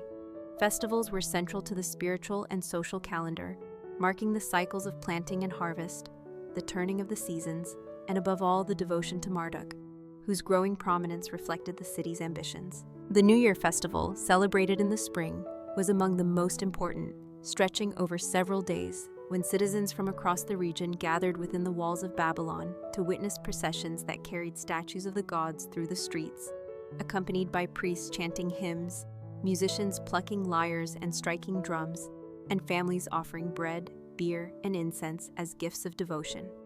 These rituals were not hurried spectacles, but measured ceremonies that reinforced the order of the world, reminding citizens that the city and the cosmos alike were bound together by divine will. Music was woven into every celebration, with flutes carved from reeds, harps and lyres strung with gut, and drums beaten softly in rhythms that echoed through courtyards and squares. Dancers moved slowly in circles, their steps simple yet symbolic, each movement less about performance than about participation in a shared act of worship and joy. Storytelling also flourished during festivals and quiet evenings alike, with elders recounting myths of the gods and heroes, the battles of Marduk, the journeys of Gilgamesh, or the wisdom of ancient kings, their voices carrying into the night as children listened with wide eyes. Games too provided leisure, from the famous board game of Ur, played with dice and counters in a slow, deliberate fashion, to simpler amusements with pebbles or sticks, laughter mingling with the hum of daily life. Beer, brewed from barley, flowed freely during these occasions, sipped through long reed straws from communal jars, and its gentle intoxication softened the burdens of toil, turning ordinary evenings into moments of warmth and connection. Families dressed in their finest garments during festivals, women wearing fringed dresses or patterned cloth, men donning carefully arranged skirts, and both adorning themselves with jewelry of beads, shells, or precious stones when available. The temples, especially the Esagila dedicated to Marduk, became the center of these celebrations, their courtyards filled with offerings, their walls echoing with prayers that blended into the larger hum of the city.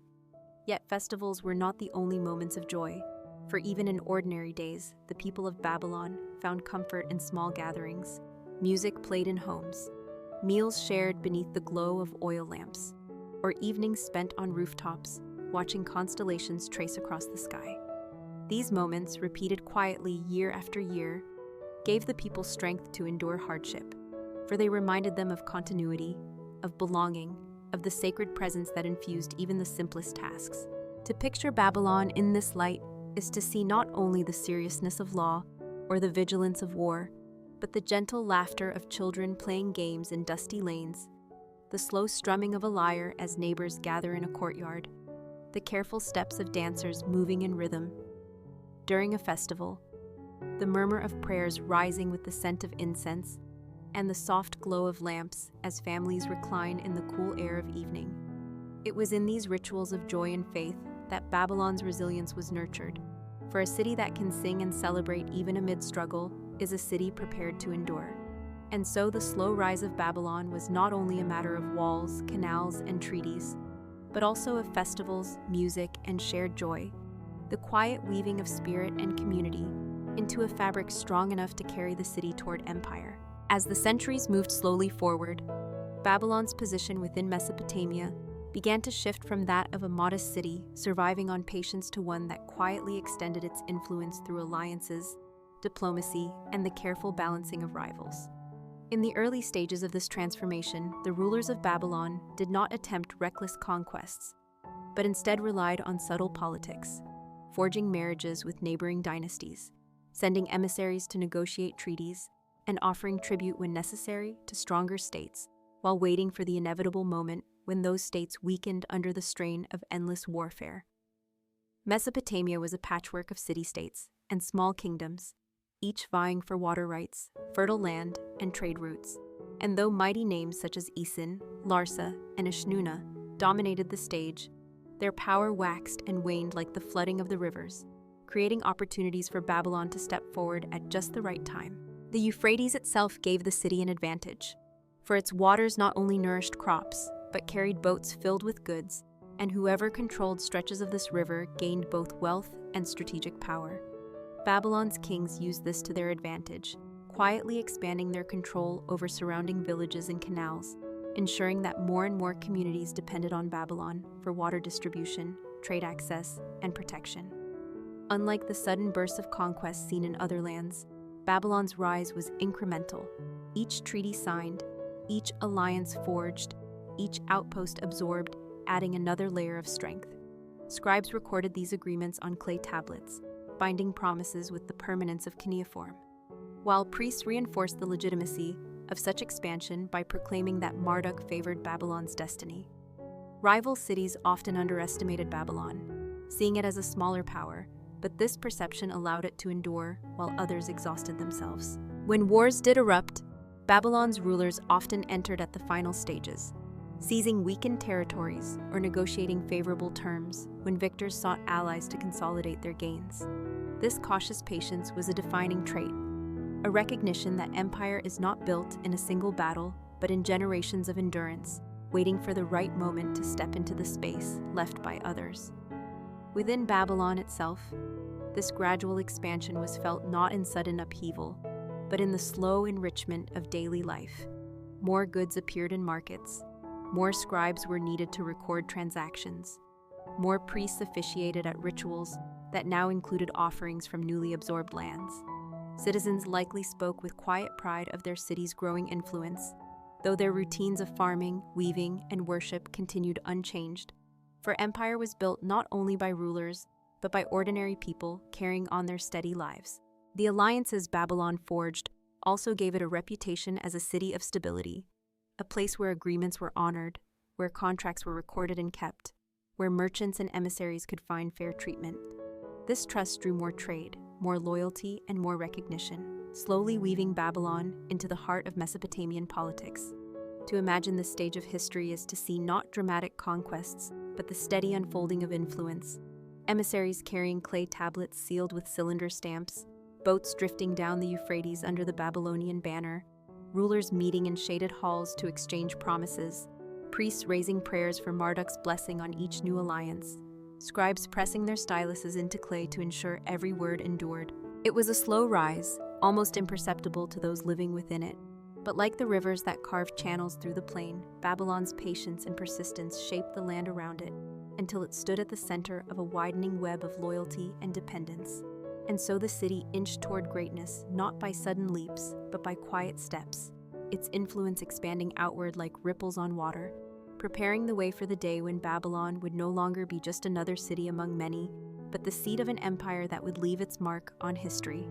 The slow rise of Babylon, built patiently over centuries through trade, alliances, law, and devotion, eventually reached its great turning point under the reign of Hammurabi, the king whose name has echoed across millennia as the symbol of Babylon's transformation from a modest city-state into the heart of an empire. When Hammurabi came to power in the 18th century BCE, Babylon was already strong, but it remained one among many contenders in Mesopotamia, surrounded by rivals such as Larsa, Mari, and Ishnuna. What set Hammurabi apart was not only his military skill, but his ability to weave together the many threads of Babylonian life into a coherent whole, uniting diplomacy, warfare, law, and religion into a strategy that elevated Babylon above its neighbors. Through careful campaigns, often timed with precision when rivals were weakened, Hammurabi expanded his control, seizing territories piece by piece until the Euphrates Valley and much of Mesopotamia fell under his rule. Yet his conquests alone did not define his legacy, for it was the structure he built afterward that gave Babylon lasting power. His most famous achievement was the codification of laws into what we now call the Code of Hammurabi, inscribed on a towering stone stele that proclaimed justice as the foundation of his reign. The code did not invent law, for Babylon already had traditions of justice, but it organized and declared them openly, covering disputes over property, contracts, wages, family life, and crime. Its guiding principles summarized in the idea that the strong must not oppress the weak. Though harsh by modern standards, with punishments that often matched crime in strict equivalence, the code represented a vision of order that applied to all classes, binding king, merchant, farmer, and slave alike within a single framework of rules. It was both practical and symbolic, reminding citizens that Babylon was not only powerful but just. Its authority sanctioned by Marduk himself.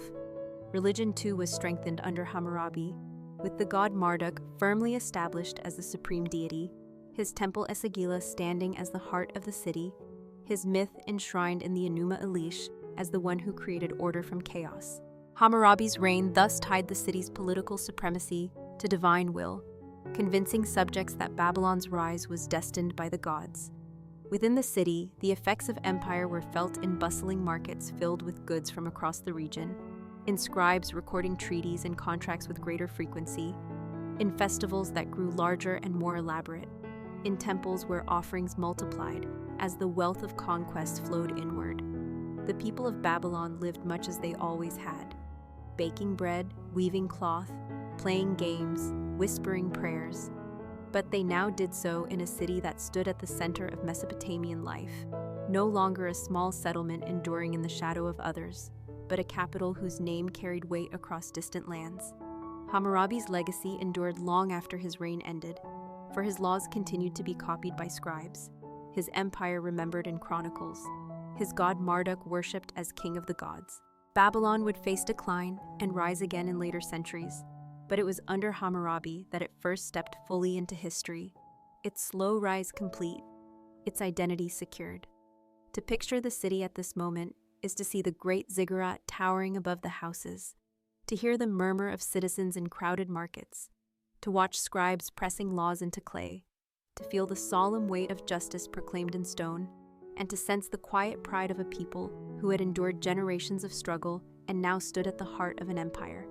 And so the story of Babylon's rise, like the flow of its rivers, was long, steady, and patient. A reminder that greatness is not always born in sudden brilliance, but in the quiet accumulation of endurance, faith, and structure. As oil lamps flickered against the walls of clay houses, as families gathered to share their meals, as priests raised incense toward the heavens, Babylon had become more than a city. It had become a symbol of order, justice, and resilience, its slow rise shaping the course of civilization itself. And so our story has come to an end. Before we begin the next one, may I kindly ask you to give this video a like and subscribe to the channel so you can always return here for more gentle journeys into the past. Now let us continue with another tale in our series of Boring History for Sleep, as we drift quietly into everyday life of the Hittites. When we turn from the valleys of Mesopotamia toward the highlands of Anatolia, we enter the world of the Hittites, a people who emerged slowly from the rugged landscape of central Turkey, carving out a civilization that blended endurance, discipline, and quiet strength. To imagine the everyday life of the Hittites is to leave behind the broad rivers of the south and walk into a land of rolling hills, stony ground, and forests, where the seasons were harsher, the winters colder, and the summers shorter but intense. Their capital, Hattusa, was built on rocky slopes, its walls and gates rising above the countryside, not with grandeur, but with the solid determination of a people accustomed to survival in a challenging environment. Within these walls, daily life unfolded with a rhythm shaped by both the demands of the land and the traditions of their ancestors. At dawn, smoke rose slowly from hearths inside houses made of stone foundations and mud brick walls, roofs supported by timber cut from nearby forests. Families stirred from sleep on mats laid across the floor, children rubbing their eyes as mothers prepared the morning meal, often bread baked from barley or wheat, with cheese, olives, or lentils when available, food both simple and filling. Men stepped out into the crisp morning air to tend flocks of sheep and goats, guiding them along narrow paths toward grazing fields, while others worked in small plots of farmland, turning the rocky soil with wooden plows pulled by oxen. The sound of animals carried across the valleys, mingling with the steady ring of hammers from workshops where smiths pounded bronze into tools or weapons. For the Hittites were skilled metalworkers, their knowledge of copper and tin giving them strength both in trade and in war. Women tended to weaving, spinning wool into thread, and passing it through wooden looms to create garments and blankets, their hands moving in steady rhythm as they worked. And children often sat nearby, playing with carved figurines or small clay animals, learning by watching, slowly preparing for the roles they would one day take. The streets of Hattusa were narrow and winding, lined with houses that clustered closely together, And at their center, markets bustled quietly, with merchants offering jars of oil, baskets of grain, honey from the hills, and small items of bronze or pottery. Bargaining was calm and deliberate, neighbors greeting one another, exchanging not only goods but news from the countryside or their distant towns. The temples dedicated to the storm god, the sun goddess, and many other deities were never far away, their courtyards busy with priests preparing offerings, pouring libations of wine or beer, or leading chants that echoed softly against stone walls. Religion permeated every aspect of Hittite life, for they believed the gods touched every harvest, every storm, every illness, and so devotion was woven into the day's tasks. Prayers whispered before meals, rituals performed at seasonal festivals, and sacrifices offered in times of need. The city itself was protected by massive gates, adorned with carvings of lions or sphinxes, guardians of both stone and spirit, and guards stationed there watched patiently over the roads that wound outward through the rugged terrain, connecting Hattusa to smaller villages and distant lands. Beyond the city, caravans moved slowly, donkeys laden with goods, merchants traveling toward Mesopotamia or the Levant, carrying timber, metals, and textiles, returning with luxuries like silver, tin, or fine cloth, weaving Babylonian, Egyptian, and Anatolian worlds together. Yet for most citizens, life remained steady and local, bound to the rhythms of land, family, and faith. In the evenings, families gathered once more around hearths, sharing bread, stew, or roasted meat when fortune allowed, their conversations soft, their laughter gentle, while oil lamps or torches flickered against stone walls. Music drifted through the air, with lyres and flutes filling the silence, and stories of ancestors, gods, and kings were told once again, binding the present to the past. The Hittites did not seek spectacle in their daily routines, but survival and continuity, and it was through these quiet tasks, baking, weaving, tending flocks, offering prayers, that they endured across centuries. To picture them now is to see a people shaped by stone and sky, by harsh winters and fertile valleys, by the steady hum of life repeated generation after generation, until their endurance itself became their legacy. Their empire would one day be remembered for treaties and battles, for kings and laws. But beneath it all lay the ordinary rhythm of families who rose with the sun, worked with their hands, prayed to their gods, and found in repetition the strength to endure. To understand the daily life of the Hittites more deeply, one must look at the layers of their society, for each role, from king to commoner, carried responsibilities that shaped the rhythm of the kingdom. At the top stood the king, often called the Great King, who was both ruler and high priest, embodying both earthly power and divine authority. He was believed to serve as the chosen intermediary between the gods and the people, and his duty was not only to lead armies and settle disputes, but to perform rituals that ensured the prosperity of the land. His palace, though larger than the homes of common citizens, was not extravagant by later imperial standards. Built of stone foundations and mud brick walls, more functional than luxurious. Yet it served as the political and spiritual heart of the kingdom. Surrounding him were the nobles and administrators, a class of officials who managed estates, oversaw taxation, maintained military organization, and recorded decrees. These men were often related by blood or marriage to the royal family, for loyalty was secured through kinship as much as through law. Below them were soldiers, craftsmen, farmers, and merchants, each contributing to the kingdom's strength. Soldiers were highly valued, for the Hittites were known across the ancient world for their chariots, heavy two-man vehicles that thundered across battlefields, pulled by strong horses bred in the Anatolian highlands. Crafting these chariots required skill and patience, and so entire workshops were dedicated to shaping wood, leather, and bronze into war machines that became a symbol of Hittite might.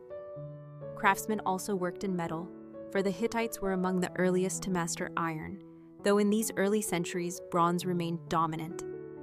Potters shaped jars, weavers spun wool, and carpenters fashioned tools and furniture, their labor filling the markets with goods and equipping households with what they needed to endure the seasons. Farmers formed the largest portion of society, tilling the rocky soil with oxen and wooden plows, planting wheat and barley, and tending vineyards and olive groves where the climate allowed. Their work was hard and constant, dictated by the cycles of rain and sun, but it sustained the city, and fed both commoners and kings alike. Slaves also existed, often prisoners of war or debtors, laboring in fields or households, yet even they were recognized within the legal system, with certain rights and protections that distinguished Hittite society from harsher systems elsewhere. At the center of it all stood the family, the basic unit of Hittite life, where authority rested in the hands of the father, but where women held notable influence as managers of households, educators of children, and participants in trade. Some women of noble rank even served as priestesses, officiating rituals in temples dedicated to the storm god or the sun goddess. Community identity was reinforced by the temples, where priests and priestesses performed daily offerings, burned incense, and recited prayers that tied the fate of the people to the will of the divine. The social order was not seen as oppressive but as natural, a reflection of cosmic balance, with the king at the top serving the gods, the nobles supporting the king, and the people working together to sustain the kingdom. Justice was administered through courts, with laws recorded on clay tablets in cuneiform, and punishments often aimed not only to correct, but to restore harmony within the community. To walk through Hattusa in these times would be to see nobles riding in chariots, soldiers training in open fields, farmers driving oxen through rocky plots, women weaving in courtyards, children playing in dusty lanes, and priests preparing sacrifices in temple courtyards. Each role, each duty, was part of a larger whole, a society that endured not through sudden brilliance, but through order, discipline, and shared belief. And so the Hittites built their world, not with haste but with patience, each layer of society supporting the next, their daily routines blending into the steady hum of life that carried their kingdom forward. Religion for the Hittites was not a matter reserved for special days alone, but a constant presence in their daily lives, woven into the rising of the sun, the tending of fields, and the decisions of kings, for they believed their world was governed by an intricate web of divine powers who required constant honor to maintain balance. The Hittites were often described as a people with 1,000 gods, for their pantheon was vast, encompassing deities of the sky, the storm, the sun, the earth, the rivers, and even the mountains and forests that surrounded their rugged homeland. Chief among these deities was the storm god, known as Tarhunt, whose thunder and rain determined the fertility of fields, and the sun goddess of Arena, who brought warmth and order, her light a sign of life's renewal each day. Yet unlike other ancient peoples who sought to simplify or centralize their pantheons, the Hittites absorbed and preserved the gods of conquered peoples, folding them into their own rituals, so that their empire became a tapestry of divine names and stories, each god respected and remembered. Temples dedicated to these deities were not vast like the ziggurats of Mesopotamia, but sprawling complexes with courtyards, sanctuaries, and storerooms, where priests tended to statues of the gods, ensuring they were fed with offerings of bread, beer, wine, and meat, bathed in rituals of purification, and clothed in garments suited to their divine status. Festivals were frequent and essential, marking the cycles of seasons and the needs of the community, each celebration lasting several days, with processions winding through city streets, music from lyres and flutes filling the air, drums keeping steady rhythms as priests and priestesses chanted hymns. The king himself participated as high priest, leading ceremonies that reaffirmed both his political and spiritual authority, for the Hittites believed that the gods had entrusted him with the sacred duty of maintaining order in both heaven and earth. Omens were studied with care, whether in the movement of birds across the sky, the patterns in sacrificed animals, or the alignments of stars, for to the Hittites every event held meaning, and neglecting divine signs could bring disaster. Even within households, small shrines honored family deities, with clay figurines placed in corners and prayers whispered at meals, the sacred and the ordinary blending without distinction. In times of crisis, drought, plague, or military threat, special rituals were conducted, sometimes involving the recitation of ancient myths or the reenactment of divine battles, meant to restore harmony between the human world and the divine. The Hittites also preserved myths from their neighbors, weaving Hurrian and Mesopotamian traditions into their own, so that their sacred texts became a mosaic of stories reflecting the diverse lands they touched. One of the most enduring was the tale of the storm god's struggles against chaos, retold in many forms, reinforcing the belief that order was fragile and must be renewed through ritual. To walk through Hattusa during a festival would be to see priests sprinkling water to purify sacred spaces, women carrying baskets of bread as offerings, musicians plucking steady tunes, children following processions with wide eyes, and the king himself standing before the sun goddess or storm god, raising his hands in prayer. Religion was not simply belief, but duty, a rhythm of offerings and rituals that kept the world in balance. And so the Hittites lived with a constant awareness of the divine, shaping their days not only by the demands of survival, but by the conviction that gods walked beside them, their favor essential, their wrath dangerous, their presence as real as the stone walls of their city. It is in this quiet devotion, repeated endlessly, that we see the heartbeat of Hittite life, steady, solemn, and enduring, a hum of faith that carried them through centuries. The Hittites, though remembered today for their treaties and laws, were also a people defined by their military discipline, for in the rugged highlands of Anatolia survival often depended on strength, vigilance, and the ability to defend or expand through careful campaigns. Unlike the agricultural lowlands of Mesopotamia, the Hittite homeland offered fewer natural resources, and so war became both a necessity and a tradition, shaping the rhythms of their society. Every able-bodied man could be called to serve, though a standing corps of soldiers remained near the king, forming the backbone of the army. What set the Hittites apart most famously was their mastery of the chariot, a two-man vehicle drawn by strong Anatolian horses, one man holding the reins, while the other wielded spear or bow.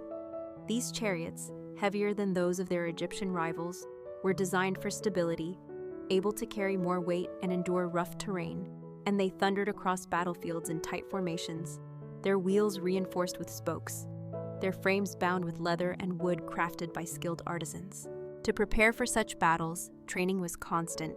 Horses carefully bred, fed, and exercised, their manes adorned for ceremonies, their strength celebrated in both ritual and story. Workshops within the cities rang with the sound of hammer and anvil as smiths shaped bronze spearheads, axes, daggers, and helmets, while leatherworkers fashioned shields and armor, the entire economy tied in part to the needs of war. Yet warfare for the Hittites was not only about weapons and chariots, but also about organization, for campaigns were planned with patience, provisions calculated, and roads prepared for the movement of troops.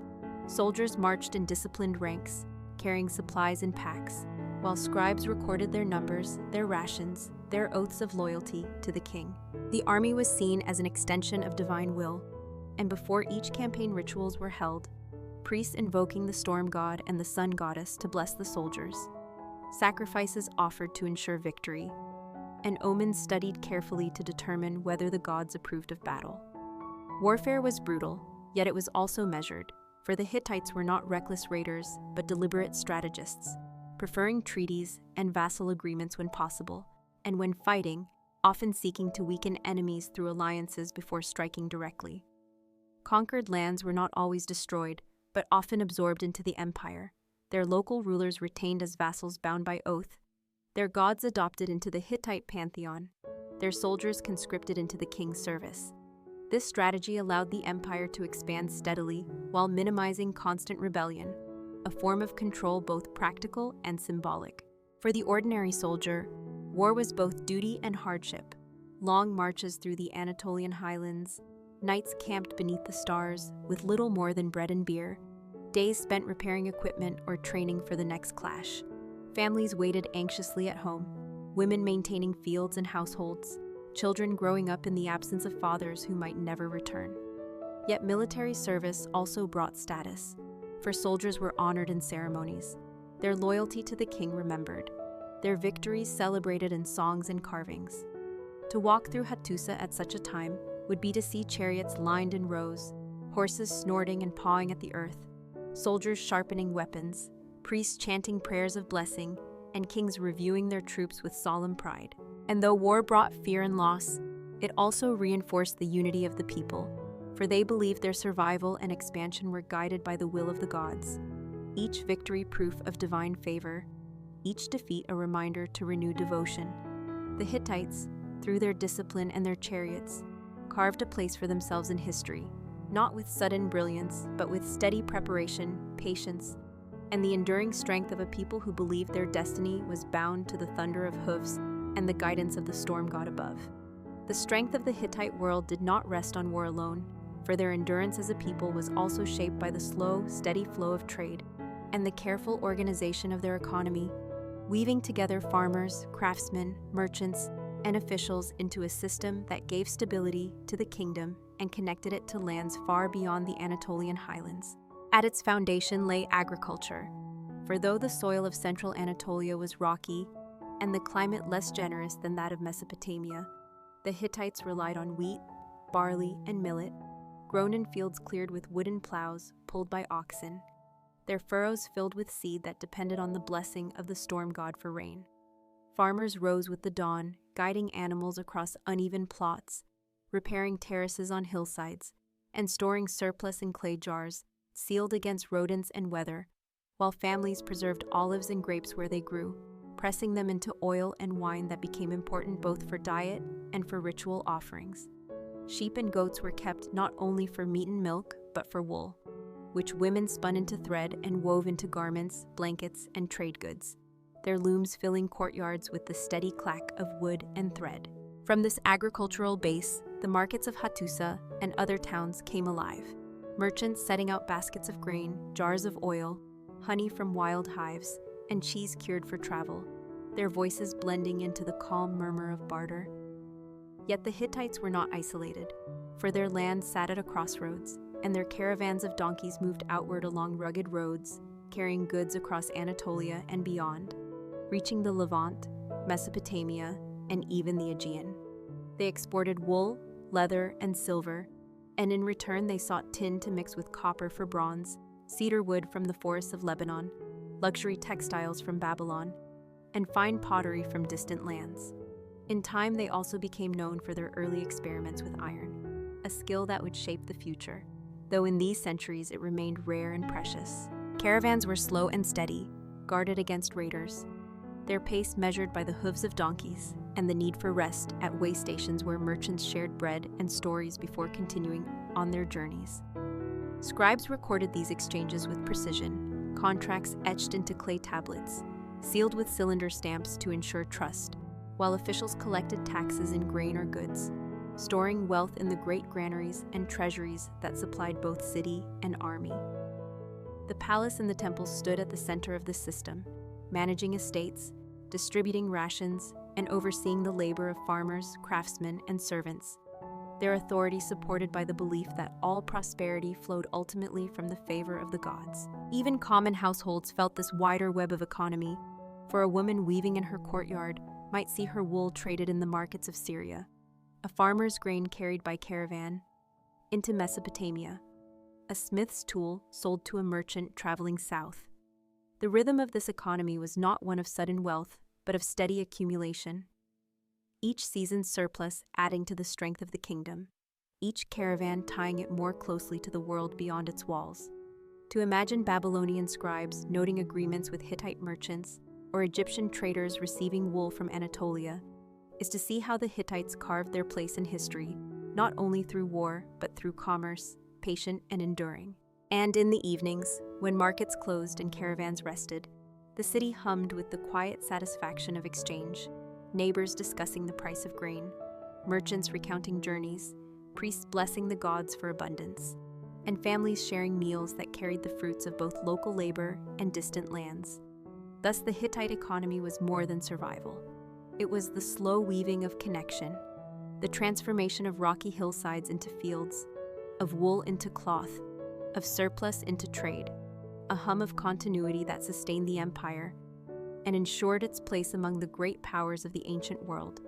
To see the Hittites most clearly, one must step beyond palaces, temples, and battlefields and look instead into their homes, for it was within the walls of ordinary households that the daily heartbeat of the kingdom truly lived. Family life formed the foundation of society, and though authority formally rested with the father, women carried immense influence, managing households, raising children, and shaping the rhythms of survival through steady labor. Houses were modest, often built of stone foundations topped with mud brick walls, clustered along narrow lanes where neighbors lived close, sharing water from wells and helping one another with tasks that could not be done alone. At dawn, women ground grain on heavy stone querns, their arms moving back and forth in steady rhythm, while bread baked in clay ovens filled the air with warmth and fragrance. Meals were simple: bread, cheese, lentils, onions, sometimes honey or figs, with beer brewed from barley and wine pressed from grapes when the harvest allowed. But they were shared communally, family members sitting together, dipping bread into stews, children waiting eagerly for their portion. Women spun wool into thread, dyed it with natural colors, and wove it into garments at large wooden looms, their skill providing both clothing and goods for trade, while men tended fields or flocks, repaired tools, or served in campaigns when called. Children learned through imitation, boys following fathers to fields, girls helping mothers at looms or kitchens.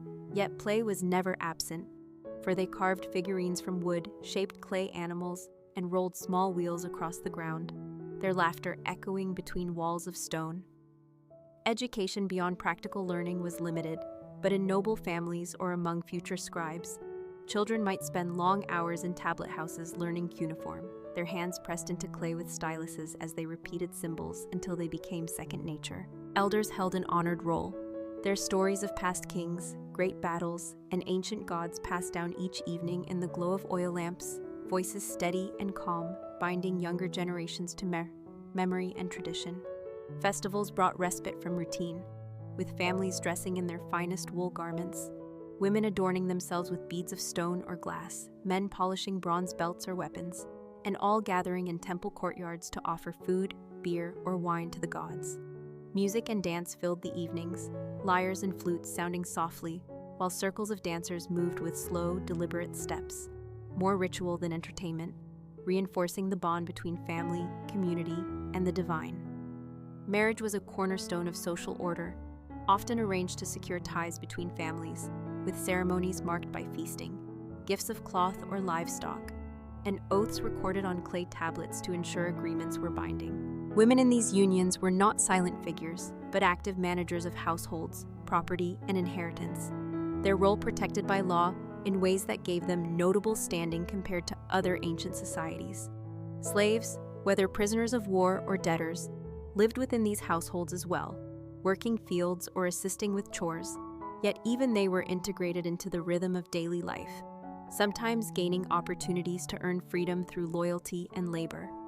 In the evenings, after the work of the day was done, families gathered on rooftops to cool in the night air, watching stars move slowly across the Anatolian sky, telling stories of gods, kings, and ancestors, their voices blending with the hum of crickets and the soft flicker of torches.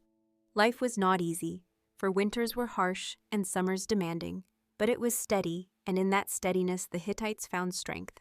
Their empire may be remembered for treaties and chariots, but its true foundation lay in the quiet endurance of families who baked bread, wove cloth, raised children, told stories, and repeated their tasks generation after generation until continuity itself became their legacy. To imagine them is to feel the calm of ordinary life, the hum of hands grinding grain, the laughter of children, the murmur of stories by lamplight, all carrying forward the essence of a people whose strength was born not of spectacle, but of quiet, enduring routines. Order in Hittite society was not maintained by force alone, but by a system of law and justice that gave structure to daily life and ensured that disputes could be resolved within a framework respected by all. And it is in these quiet mechanisms of fairness that we see the deeper stability of their world. The Hittites inherited legal traditions from their Anatolian roots and shaped them into a distinctive code, written on clay tablets in cuneiform, preserved in archives for scribes and officials to consult when needed. These laws were practical and grounded in the rhythms of ordinary life, covering matters of land ownership, trade, family, inheritance, and crime. But what is striking is their tone of moderation.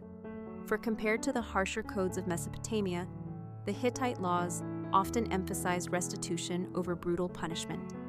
If livestock was stolen, the thief was expected to return it with compensation. If property was damaged, the offender paid the cost of repair. If injury occurred, fines in silver or goods were more common than physical retribution. This approach reflected a society that valued restoration of balance more than vengeance, for the goal of law was harmony not spectacle. Courts were held in public spaces, presided over by local elders, priests, or appointed judges, with testimony heard carefully, witnesses consulted, and verdicts pronounced in measured tones. Contracts were vital to the system, inscribed in detail on clay tablets, sealed with cylinder stamps to prevent dispute, covering everything from marriage arrangements and dowries to land sales and trade agreements. Marriage itself was deeply tied to law, with written agreements ensuring the rights of wives, the inheritance of children, and the duties of both families, reflecting the importance of stability within the household. Slavery, though present, was also regulated, with laws granting certain protections. A slave injured unjustly could be freed, and some could purchase their liberty through loyal service, again showing a concern for fairness within a rigid hierarchy. Even accusations of witchcraft or offenses against the gods were subject to legal process, with rituals and oaths used to determine guilt rather than arbitrary judgment. The king, as the supreme authority, stood as the highest judge, and his decrees carried the weight of divine sanction, for he was believed to rule in partnership with the gods, ensuring that justice on earth mirrored order in heaven. Yet the king did not act alone, for councils of nobles and scribes assisted in interpreting laws, recording cases, and maintaining archives, their steady work ensuring continuity across generations. To walk through a Hittite courtroom would not be to witness drama, but quiet deliberation. Scribes pressing notes into clay, elders listening attentively to disputes, farmers presenting testimony about boundary lines, merchants showing contracts of trade, priests invoking the gods as witnesses, and judges rendering verdicts designed to calm, to restore, to continue the steady hum of life. The presence of law gave citizens confidence that their efforts would not be wasted, that their land was secure, their marriages respected, their trades honored. It was this trust that allowed society to function, markets to thrive, and families to endure. For without fairness, no community could prosper for long. And so justice, though not glamorous, was essential, a daily rhythm of accountability that reinforced the broader rhythms of family, faith, and labor. To imagine the Hittites in this light is to see not only warriors and priests, but ordinary men and women who lived with the quiet assurance that their world was ordered by rules, that fairness was possible, that disputes could end without violence. It is this calm, deliberate structure that gave their society resilience, enabling them to weave continuity across centuries, building not only with stone and bronze, but with trust and law, the unseen pillars that held the kingdom steady. When we look at the Hittites not only as warriors and lawmakers, but as creators of art and builders of stone, we see another dimension of their life. For though their world was often rugged and practical, they still sought to carve beauty and meaning into their surroundings, leaving behind monuments and objects that spoke quietly of their values and beliefs. Their capital, Hattusa, was a city of walls and gates, its fortifications stretching across hills and valleys, punctuated by massive stone entrances, such as the Lion Gate and the Sphinx Gate, where carved guardians stared out with calm and watchful eyes, symbols of protection and power. These gates were not only defenses, but statements, reminding those who entered that the city was both strong and sacred. Within the city, temples occupied central places, built with stone foundations and mud brick walls, their courtyards spacious enough to hold offerings and processions, their sanctuaries housing statues of gods that were clothed, fed, and honored each day. Palaces too rose above the city, not as extravagant as later empires, but impressive in scale, with audience halls, storerooms, and living quarters designed for both function and ceremony. Walls sometimes painted with simple motifs of animals, plants, or divine symbols. Beyond architecture, the Hittites expressed their artistry in reliefs, carved directly into stone cliffs, as seen in sanctuaries like Yazilikaya, where processions of gods and goddesses were depicted in long lines, each figure detailed with headdresses, robes, and symbols of their power, a visual litany of the divine order that governed the world. These images were not meant as decoration, but as acts of devotion, reinforcing the bond between heaven and earth, between ruler and gods, between people and cosmos. In daily life, art was quieter, but no less meaningful. Pottery, though functional, often carried geometric patterns or simple painted designs, each vessel shaped by hands that repeated the same motions learned from generations before. Jewelry was fashioned from gold, silver, and bronze, adorned with beads of lapis lazuli or carnelian brought from far lands, worn not only for beauty, but for protection, as amulets against harm or symbols of status. Textiles too displayed creativity, with woven patterns and fringes adding color to garments, a sign of the skill of women who worked looms. In shaded courtyards, music and performance were also forms of art. Lyres plucked, flutes blown, drums beaten in steady rhythms that accompanied dances and rituals, their sounds rising during festivals and echoing through temple courtyards. Even writing, carved into clay tablets with cuneiform signs, carried an artistry of its own, with scribes arranging symbols with precision, their records of myths, prayers, and laws becoming part of the spiritual and cultural tapestry. What stands out in all these expressions is the sense of balance, for Hittite art was never meant to overwhelm but to integrate, to blend function with meaning, strength with devotion, daily life with eternal order. To walk through Hattusa in its height would be to see walls carved with lions, temples where incense drifted in courtyards, palaces where kings received emissaries under painted ceilings, markets where pottery with simple designs exchanged hands, families where necklaces and amulets were worn as both adornment and blessing. Even in silence, the stones themselves seemed to speak, their carvings preserving the presence of gods and guardians, their forms enduring long after voices had faded. And so the art and architecture of the Hittites tell us not of luxury or excess, but of steadiness, of devotion expressed in stone and clay, of meaning woven into walls and garments, of a people who lived in harmony with their land and sought to reflect that harmony in what they built and shaped. In these quiet creations, we hear the hum of their spirit, a reminder that even in a world of harsh winters and rocky soil, beauty found its place, steady, enduring, and calm. Education among the Hittites was not a grand institution reserved for the privileged few, but a practical and layered process that touched different parts of society in different ways, ensuring that knowledge, skills, and traditions were passed on steadily from one generation to the next. For most children, learning began within the home, where they absorbed the tasks of daily life by watching their parents and elders. Boys accompanied their fathers to the fields, learning how to guide oxen, sow seeds, tend flocks of sheep and goats, or repair tools, while girls stayed close to their mothers, observing how grain was ground, bread baked, wool spun, and cloth woven, their hands slowly taking on the motions that would sustain households for years to come. This informal education was constant, woven into chores and games alike, for children often played with miniature tools or figurines, imitating the roles they would one day inherit. Alongside this, elders played an important role, their voices carrying memories of the past, telling stories of ancestors, of gods, and of kings, so that each evening around hearths or rooftops under the Anatolian sky, children learned not only practical tasks, but also the values and traditions that bound the community together. For the sons of nobles and officials, education could take a more formal shape, centered around scribal schools where boys learned to read and write cuneiform, their hands gripping reed styluses as they pressed marks into clay tablets.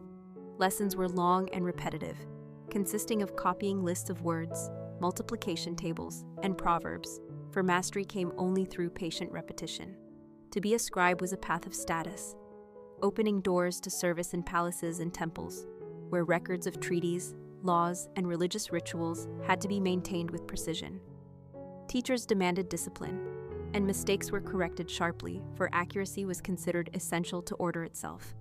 Beyond literacy, education also included instruction in myths and prayers, for knowledge of sacred stories was vital to both governance and religion. Hittite myths, often adapted from Hurrian or Mesopotamian traditions, were preserved in written form, but also performed and retold orally, ensuring they reached not only scribes, but also common families.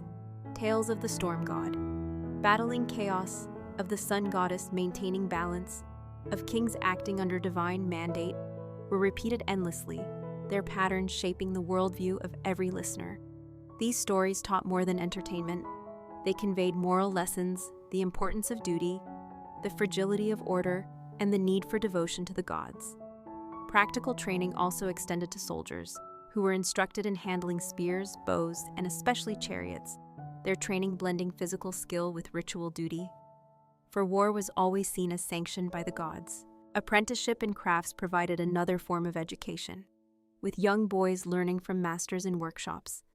Their skills in pottery, metalworking, or carpentry honed slowly over years until they could produce tools and goods that carried both function and pride. Girls, too, were trained in weaving and household management, their expertise critical to the household economy. Education in Hittite society was therefore not confined to classrooms, but spread across fields, workshops, kitchens, temples, and palaces. Each space a place of learning, each generation slowly shaping the next. To imagine this world is to hear the scratch of styluses on clay tablets, the murmur of elders telling stories, the steady hum of looms, the clash of wooden practice weapons, the whispered prayers of children repeating words to the gods. Knowledge passed quietly, patiently, without spectacle, yet it endured, ensuring that traditions, laws, crafts, and myths flowed unbroken through centuries. It was the steady transmission of memory and skill that bound the Hittites together, allowing them to preserve their identity even as they absorbed the influences of neighbors. And it is in this continuity that we see the calm strength of their civilization. When we reflect on the Hittites and the lives they lived in the rugged lands of Anatolia, what endures is not only the memory of their kings, their armies, or their stone gates, but the legacy they left behind. A legacy that rippled far beyond their own time and still speaks to us quietly across the centuries. The Hittites were among the first to recognize the power of treaties, crafting written agreements with enemies and allies alike.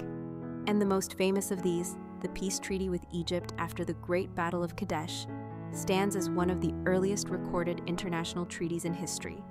Inscribed both in cuneiform on clay tablets in Hattusa and in hieroglyphs on the walls of Egyptian temples, a reminder that even in an age of war, the pursuit of peace was possible.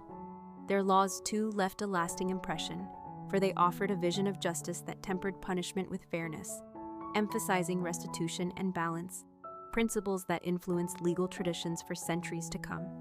In technology, they played a pivotal role in the slow transition from bronze to iron, experimenting with the new metal and passing knowledge that would eventually reshape the ancient world. Their religion, with its 1,000 gods and open absorption of foreign deities, demonstrated a tolerance and adaptability that reflected the diverse lands they ruled, preserving myths that remain some of the richest windows into ancient belief. Their architecture and art, from the massive gates of Hattusa to the rock reliefs of Yazilikaya, stand today as silent witnesses to their devotion and vision. Carved lions and processions of gods looking out across the millennia with calm endurance. But beyond these achievements, what perhaps lingers most is the image of daily life. Families grinding grain, women weaving in shaded courtyards, children laughing as they played with clay figurines, farmers guiding oxen across rocky soil, soldiers preparing chariots, priests chanting prayers at dawn. It was these ordinary lives that sustained the empire. And though their names are forgotten, their persistence built the foundation upon which their kings could rule and their treaties could be signed. The Hittites eventually faded, their empire collapsing under the weight of external invasions and internal strain, their capital Hattusa abandoned to the silence of wind and stone. Yet their memory endured in the records of others, in Egyptian chronicles, in Assyrian texts, in the myths and laws preserved on clay tablets buried in archives. Rediscovered in modern times through archaeology, the Hittites rose once more in our knowledge, their voices returning faintly through inscriptions, their stone carvings revealing a glimpse of their spirit. Their legacy is not one of spectacle, but of steady resilience, of laws that sought fairness, of treaties that sought peace, of artisans who shaped stone and bronze with care, of families who endured harsh winters and short summers, yet carried on with quiet strength. To think of the Hittites now is to imagine not only the roar of chariots at Kadesh, but the calm of markets in Hattusa, the murmur of prayers at temples, the laughter of children under Anatolian skies. Their story, like that of so many ancient peoples, is a reminder that empires rise and fall, but what endures most is the rhythm of daily life, the ordinary acts that, repeated across generations, shape the course of history. And so the Hittites remain with us, not in noise but in whispers, not in sudden brilliance but in the steady hum of endurance, their legacy flowing quietly into the greater stream of human civilization, where their memory rests like a gentle echo, soothing, and calm. And so, our story has come to an end. Before we begin the next one, may I kindly ask you to give this video a like and subscribe to the channel so you can always return here for more gentle journeys into the past. Now, let us continue with another tale in our series of boring history for sleep, as we drift quietly into the silent walls of Carthage. When we turn our attention to the shores of North Africa, where the Mediterranean laps gently against long stretches of coastline, we arrive at the story of Carthage, a city whose name would one day be spoken with awe and fear, yet whose beginnings were far quieter, marked not by conquest, but by patient settlement and the slow hum of daily life. Founded by Phoenician traders from Tyre around the 9th century BCE, Carthage began as a modest outpost, its people bringing with them traditions of seafaring, craftsmanship, and devotion to the gods of their homeland. The land they chose was a natural harbor, its waters calm and deep enough to hold ships, its headlands offering protection, and its soil fertile enough to sustain crops, vineyards, and olive groves. To imagine Carthage in its early days is to see a scattering of wooden huts and stone foundations along the shore, smoke rising gently from hearths as families prepared bread from barley or wheat, women grinding grain on heavy stones, and fishermen returning from the sea with nets of silver fish that glistened in the morning light. The people of Carthage were seafarers by heritage, and even in these beginnings, the sight of sails was constant, small boats moving in and out of the harbor, carrying goods along the coast or venturing further toward the islands and ports of the Mediterranean. They brought with them purple dye, made from murex shells, fine textiles woven in Phoenician looms, glass beads, and carved ivory, exchanging these for metals, grain, and timber, weaving Carthage slowly into the vast web of trade that defined Phoenician life. Yet alongside trade there was devotion, for the settlers built shrines to Baal-Hamon, the chief god of fertility and weather, and to Tanit, goddess of the moon and motherhood, offering libations of wine and oil, burning incense that curled softly into the sky, and laying votive figurines at altars as tokens of gratitude or pleas for protection. Each dawn began with ritual, priests chanting prayers as the sun rose above the horizon, while the city itself stirred to life with the sounds of craftsmen hammering metal, potters shaping clay, and women weaving wool into garments that would be sold in distant markets. Houses were modest, with courtyards open to the air, shaded by cloth or branches, where children played with toys carved from wood or shaped from clay, their laughter echoing through narrow lanes. Meals were simple but sustaining. Bread, olives, fish, figs, and wine diluted with water, shared communally by families gathered on low benches, their conversations calm and deliberate, recounting the day's work or the news brought by ships from afar.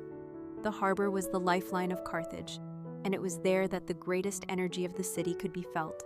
Dock workers unloading amphorae filled with wine and oil, merchants tallying goods on clay tablets, sailors repairing sails or caulking hulls with tar, and the steady creak of ropes as masts swayed in the breeze. Yet despite this activity, the city retained a sense of calm endurance, for its growth was steady rather than sudden, each generation adding new houses, stronger walls, broader markets, and larger temples, until the settlement began to resemble a true city. The sea, with its shifting waves and distant horizons, shaped the identity of Carthage, for its people lived with one foot on land and the other on water, their survival dependent on both soil and sail. In the evenings, as the sun set over the Mediterranean, families gathered on rooftops to cool in the breeze, watching ships return in silhouette, their sails glowing in the last light, while priests lit lamps in temples, their flames flickering against stone walls. The silence of night settled slowly, broken only by the murmur of waves and the cries of seabirds. And within that silence, Carthage endured, a city still small but already carrying the seeds of greatness. What remains most striking when we imagine this world is not the later noise of conquest or rivalry with Rome, but the quiet beginnings of a community built on trade, faith, and family, its people rising each day to repeat their tasks, to honor their gods, and to trust the sea to carry them toward the future. It was in this repetition, this calm endurance, that the foundations of Carthage were laid, foundations strong enough to one day support an empire, though for now they remained hidden beneath the quiet hum of ordinary life, steady as the tides that lapped against the shore. As Carthage grew from a modest settlement into a structured community, its society began to form layers that reflected both Phoenician heritage and the realities of life along the North African coast. And to imagine this structure is to see how families, neighbors, and leaders bound themselves together into a city that would endure.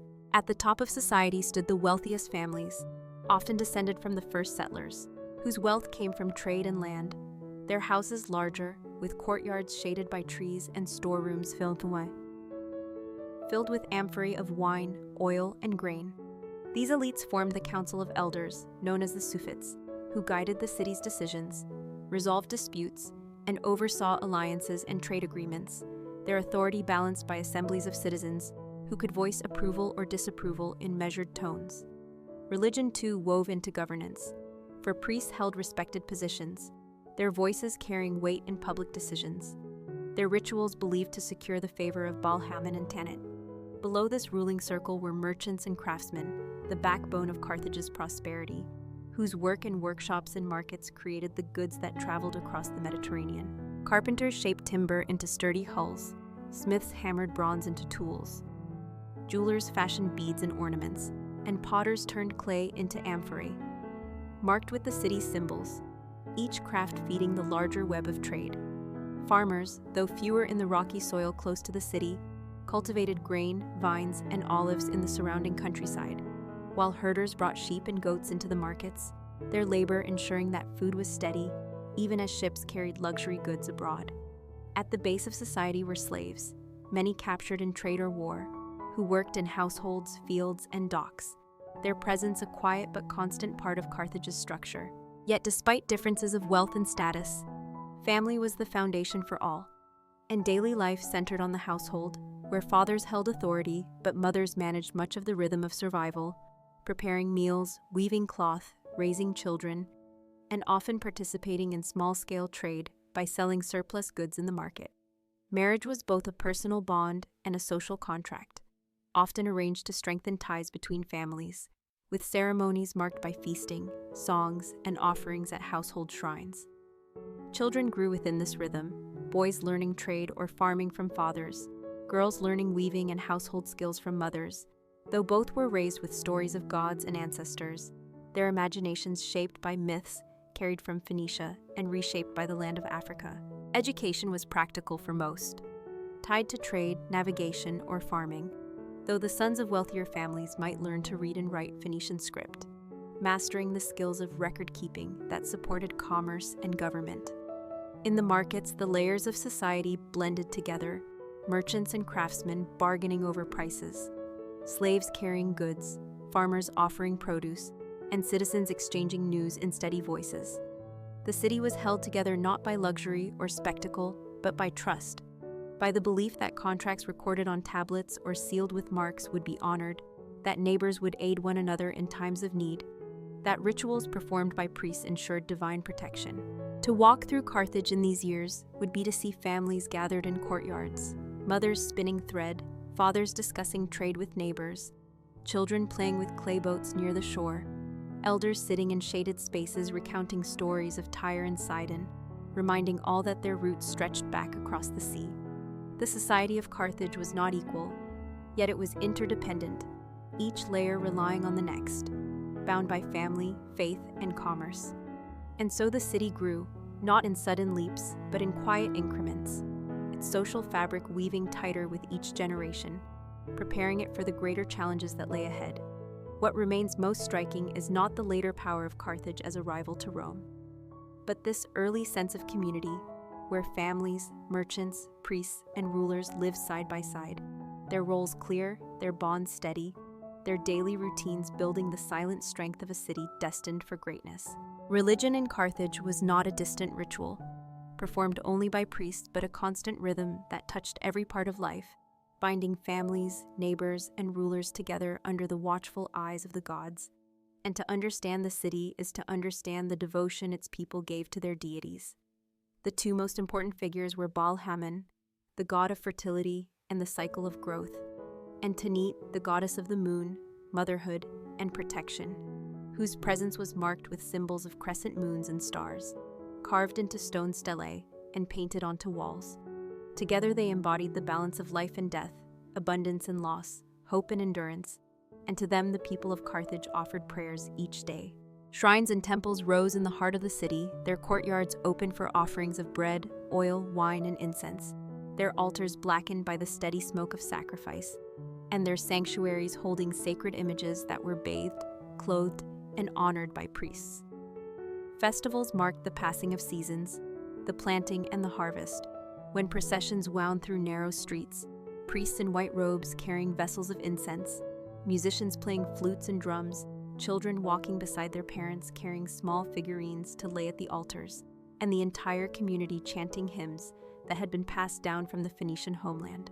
Each family kept smaller shrines within their homes, where prayers were whispered before meals, lamps lit in honor of Tanit's protection, and libations poured to Baal-Hamon to ensure fertility of fields and safety of families.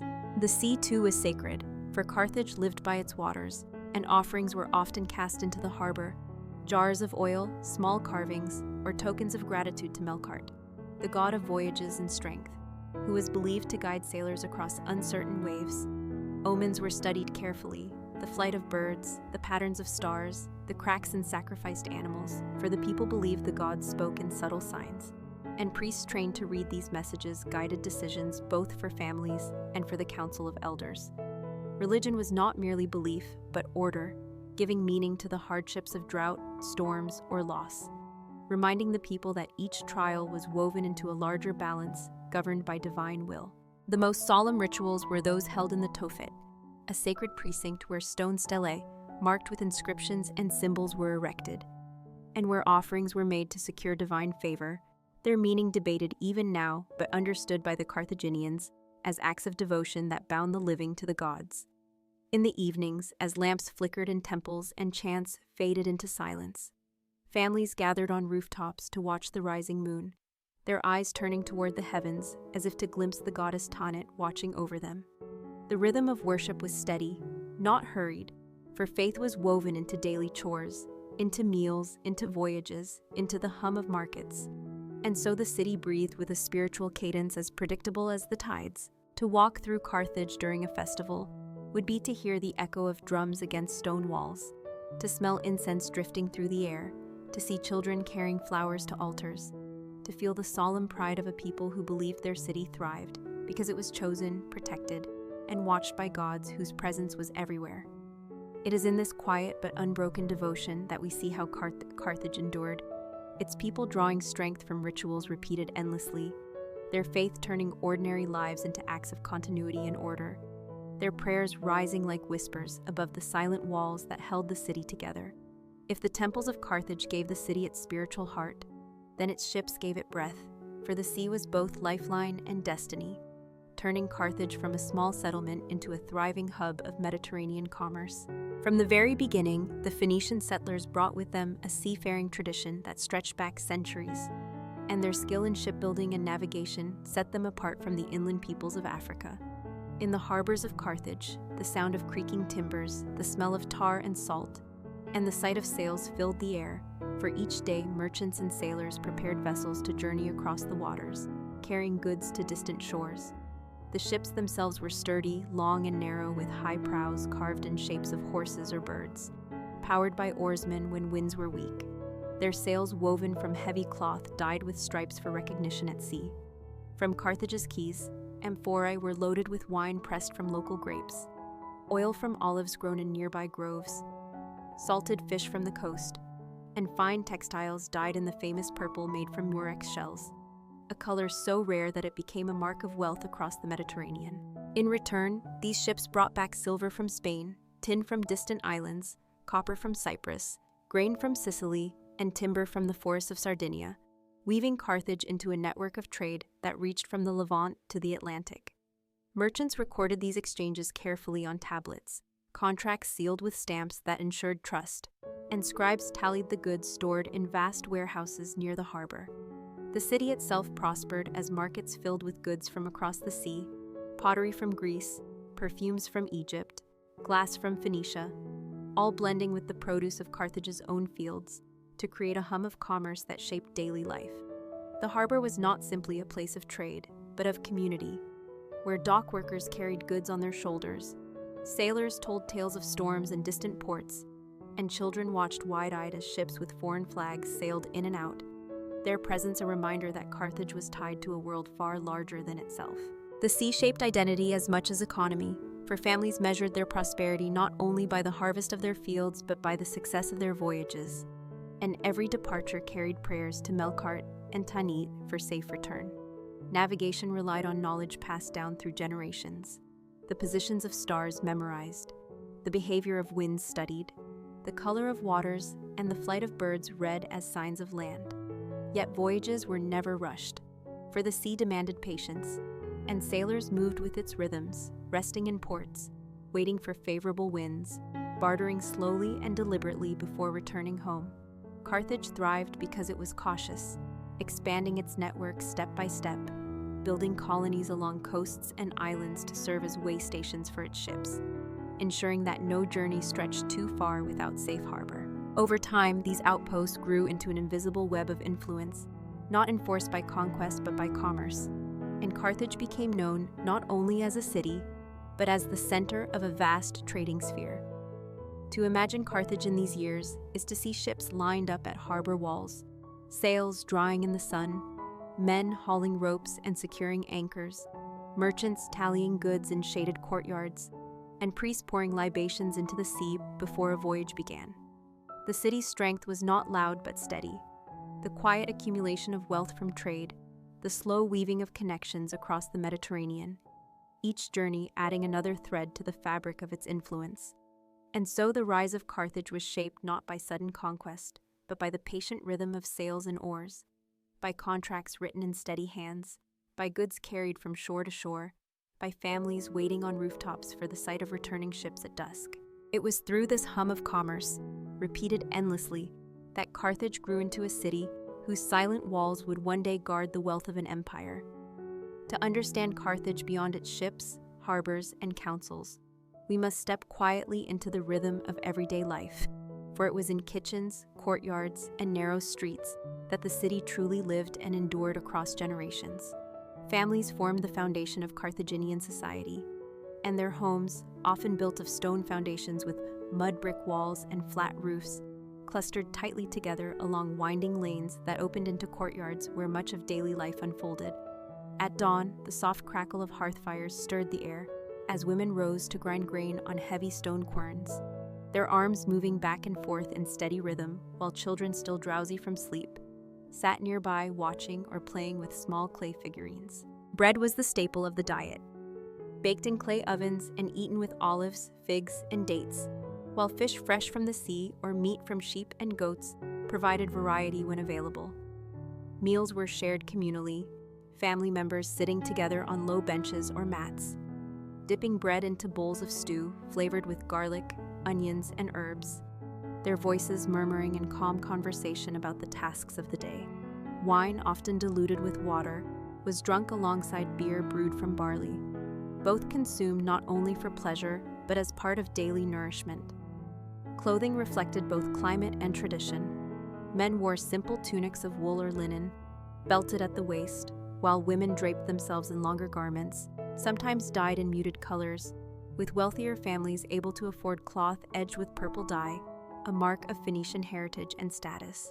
Jewelry was common, with necklaces of beads, rings of bronze or silver, and amulets shaped in symbols of Tanit or other protective signs, worn not only for adornment but for spiritual comfort. The courtyards of houses were places of constant activity, where women spun wool, wove cloth on wooden looms, prepared meals, and tended to children, while men repaired tools, crafted nets for fishing, or prepared goods for trade. Children learned through imitation, boys following fathers to workshops or docks, girls helping mothers at looms or ovens, their play often miniature versions of adult labor. The market was the social heart of the city, where merchants displayed baskets of olives, amphorae of wine, fresh fish, dyed cloth, and pottery, while neighbors gathered not only to barter, but to exchange news from the harbor or distant colonies. The sounds of bargaining, the bleating of goats, and the laughter of children filled these spaces with a hum that reflected both necessity and community. In the evenings, when the heat of the day gave way to cool breezes, Families often gathered on rooftops, reclining on mats to eat, drink, and talk beneath the rising stars, their conversations drifting into stories of voyages, ancestors, or myths carried from the Phoenician homeland. Religion was present even in these intimate spaces, for small household shrines honored Tanit and Baal-Hamon, with lamps lit at dusk, libations poured, and prayers whispered for health, safety, and prosperity. Festivals punctuated this routine, drawing families into larger processions with music from flutes and drums, chants from priests, and offerings that bound the community together.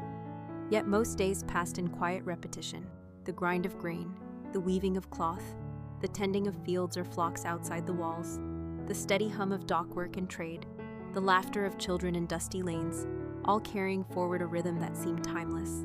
To picture Carthage in this way is not to imagine the roar of later wars, but the calm of ordinary lives repeated day after day. A city of families bound together by food, work, worship, and memory, their strength lying not in spectacle, but in endurance. It was in these small acts, the baking of bread, the weaving of wool, the lighting of lamps at dusk, that the people of Carthage sustained their city and prepared it quietly for the greatness and challenges that would one day come. The silent strength of Carthage was not built only upon ships and markets, or the devotion of its people to the gods, but also upon the laws and systems of justice that provided order in a city that was growing larger, wealthier, and more complex with each generation. As the settlement expanded into a thriving hub, disputes over trade, property, marriage, and inheritance naturally multiplied. And so the Council of Elders, the Sophetes, and the assemblies of citizens shaped a legal framework that bound society together with fairness and predictability.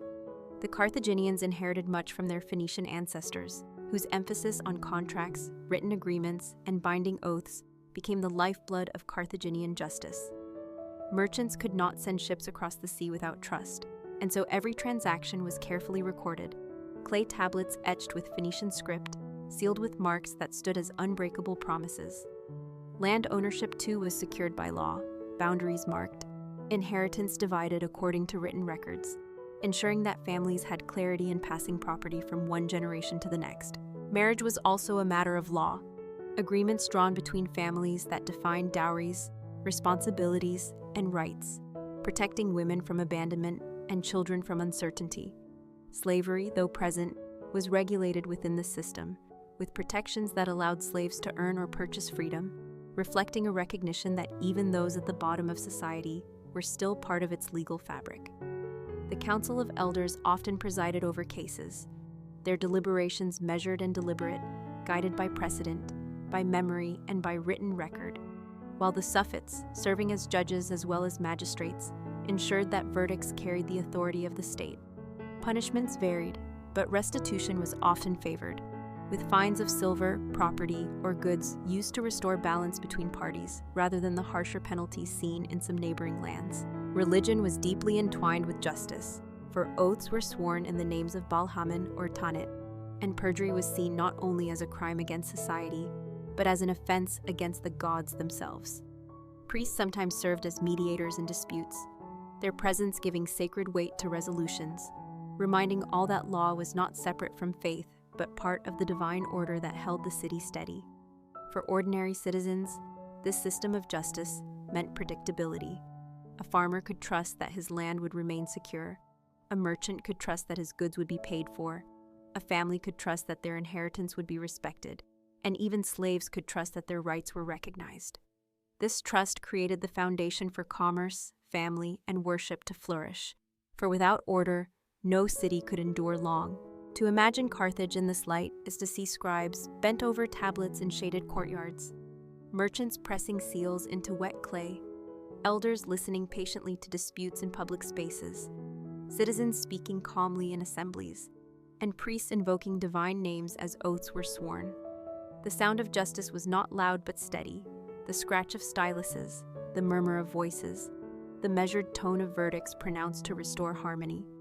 The walls of Carthage were silent, but within them the law gave voice to balance, ensuring that even in times of tension, the city did not collapse into chaos. It was this quiet strength, the confidence that disputes could be resolved within a trusted system, that allowed Carthage to grow from a coastal settlement into a rising power. And so the laws of Carthage, though less remembered today than its wars with Rome, were as vital to its endurance as its ships or armies, a steady rhythm of fairness that bound its people together and carried them forward into history. The survival of Carthage, a city whose wealth and influence depended so heavily on trade, could never rest only on law or commerce, for the seas that carried its prosperity also carried danger, and so military strength became an inseparable part of its identity, especially the power of its navy, which guarded both the harbor and the lifelines stretching across the Mediterranean. From its earliest days, Carthage understood that defense on land alone would not suffice, for the city's walls, though formidable, could not protect the fleets that sailed far from shore, nor the colonies and trading outposts scattered on distant coasts. Thus, shipbuilding was treated as both craft and strategy, with great care devoted to the construction of swift, maneuverable vessels capable of carrying soldiers as well as merchants. These warships, long and narrow, with multiple tiers of oars rowed in rhythm by trained crews, glided swiftly through waters, their prows often reinforced with bronze rams designed to strike and cripple enemy vessels. In times of war, the sight of such ships, their sails lowered, their oars cutting water in unison, would have inspired both pride and fear. For Carthage's navy was not only protection, but projection, a reminder to allies and rivals alike that the city's power extended far beyond its walls.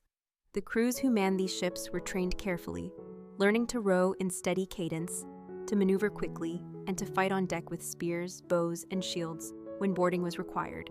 Naval warfare was complex, demanding not only strength, but coordination, timing, and knowledge of wind and current. And Carthaginian captains gained reputations for discipline and skill. On land, too, Carthage maintained defenses, with walls built of stone and mud bricks surrounding the city, towers rising at intervals, and gates fortified by heavy doors and iron fittings. Soldiers patrolled these walls, watchmen scanning horizons for signs of danger. And though Carthage often preferred to project its strength through its navy, the city was not unprepared for siege. Armies were drawn from citizens, mercenaries, and allied states, each contributing to the defense or expansion of Carthaginian influence. Mercenaries in particular became a defining feature, for Carthage's wealth allowed it to hire warriors from Spain, Gaul, Numidia, and beyond, men trained in diverse weapons and tactics, who added both strength and unpredictability to its armies. Yet even these hired soldiers were bound by Carthaginian organization, overseen by generals, appointed by the council, their campaigns directed by strategy rather than impulse. Before battles, rituals were performed, priests invoking Baal-Hamon and Tanit to bless the army or fleet, sacrifices offered to ensure favor, and oaths sworn by commanders and soldiers alike. The people of Carthage lived with the constant knowledge that their prosperity was both fragile and coveted, and so defense was never neglected. Even in peaceful times, ships were repaired, walls inspected, weapons stored, and soldiers drilled. A quiet rhythm of preparation that lay beneath the hum of trade and family life. To picture Carthage in these years is to see harbors filled not only with merchant vessels, but with sleek warships rocking gently at anchor, their crews repairing sails or polishing bronze rams. To hear the chant of oarsmen practicing their rhythm, the clatter of armor in training grounds, and the measured steps of guards patrolling the silent walls. The city did not seek war for its own sake, but neither could it afford weakness, for in a world of rivals across the Mediterranean, strength was the shield that allowed commerce to flow and families to sleep in peace. Thus, Carthage's military was not a noise of constant battle, but a steady hum of readiness, a balance of discipline, wealth, and devotion that ensured its survival, turning the city into a fortress on land and a power at sea, prepared to defend its lifeblood against any who might threaten it. Art and architecture in Carthage reflected the balance of practicality and devotion that defined its people. For though the city was born of Phoenician roots and enriched by contact with many cultures across the Mediterranean, it always expressed its identity in ways that were deliberate, steady, and filled with symbolic meaning. The walls of Carthage themselves were among the most impressive features of the ancient city. Massive fortifications stretching for miles around its perimeter, built of stone and mud brick, strengthened with towers and gates that gave both protection and dignity. From a distance, these walls rose silently against the landscape, a reminder to all who approached that Carthage was secure and enduring. Within the city, houses were modest for most, built of stone foundations with upper levels of mud brick, their flat rooftops serving as living spaces where families gathered at dusk to share meals and stories. Courtyards formed the heart of these homes, open to the sky, shaded with cloth, where weaving, cooking, and storytelling filled the day. Yet the elites built larger homes with more elaborate courtyards, decorated with mosaics of pebbles or painted walls, displaying wealth through refinement rather than excess. The city's public architecture carried both function and faith. Temples dedicated to Baal-Hamon and Tanit stood with columned entrances and broad courtyards, spaces filled with smoke from incense and offerings, their altars worn smooth by centuries of devotion. The Tophet, a sacred precinct, was marked by rows of stone stelae inscribed with symbols of the goddess Tanit, simple yet powerful markers of vows, prayers, and devotion that tied the community together in a shared rhythm of worship. Markets, too, had their own architectural presence. Shaded stalls and stone pavements where merchants arranged their goods, the hum of trade amplified by the spaces designed to hold both noise and order. Beyond the city itself, Carthage's engineers left their mark on harbors, building one of the most remarkable maritime constructions of the ancient world, a circular military harbor known as the Kothon, with an island in its center, ringed by docks, warehouses, and slipways, allowing ships to be launched, repaired, or hidden from view. This harbor, though built later, symbolized the ingenuity and maritime spirit of Carthage, a blending of art and function so seamless that it astonished visitors for centuries. Artistic expression also flourished in smaller forms. Carthaginian craftsmen created delicate jewelry of gold, silver, and bronze, beads of glass and stone strung into necklaces or sewn into garments, amulets shaped into protective symbols worn by children and adults alike. Pottery, though practical, was painted with geometric designs, ships, and symbols of deities, each vessel serving both as a container and a bearer of meaning. Statues of gods, carved in stone or cast in bronze, adorned temples and homes, their stylized forms blending Phoenician tradition with local influences, their presence reinforcing the nearness of the divine in daily life. Even coins stamped with the crescent of Tanit or the image of a horse carried artistry that tied economy to identity, passing from hand to hand as symbols of both value and culture. Music and performance were also parts of Carthaginian expression, lyres and flutes accompanying festivals, dancers moving slowly in processions, their steps echoing traditions carried from Phoenicia, yet reshaped in African soil.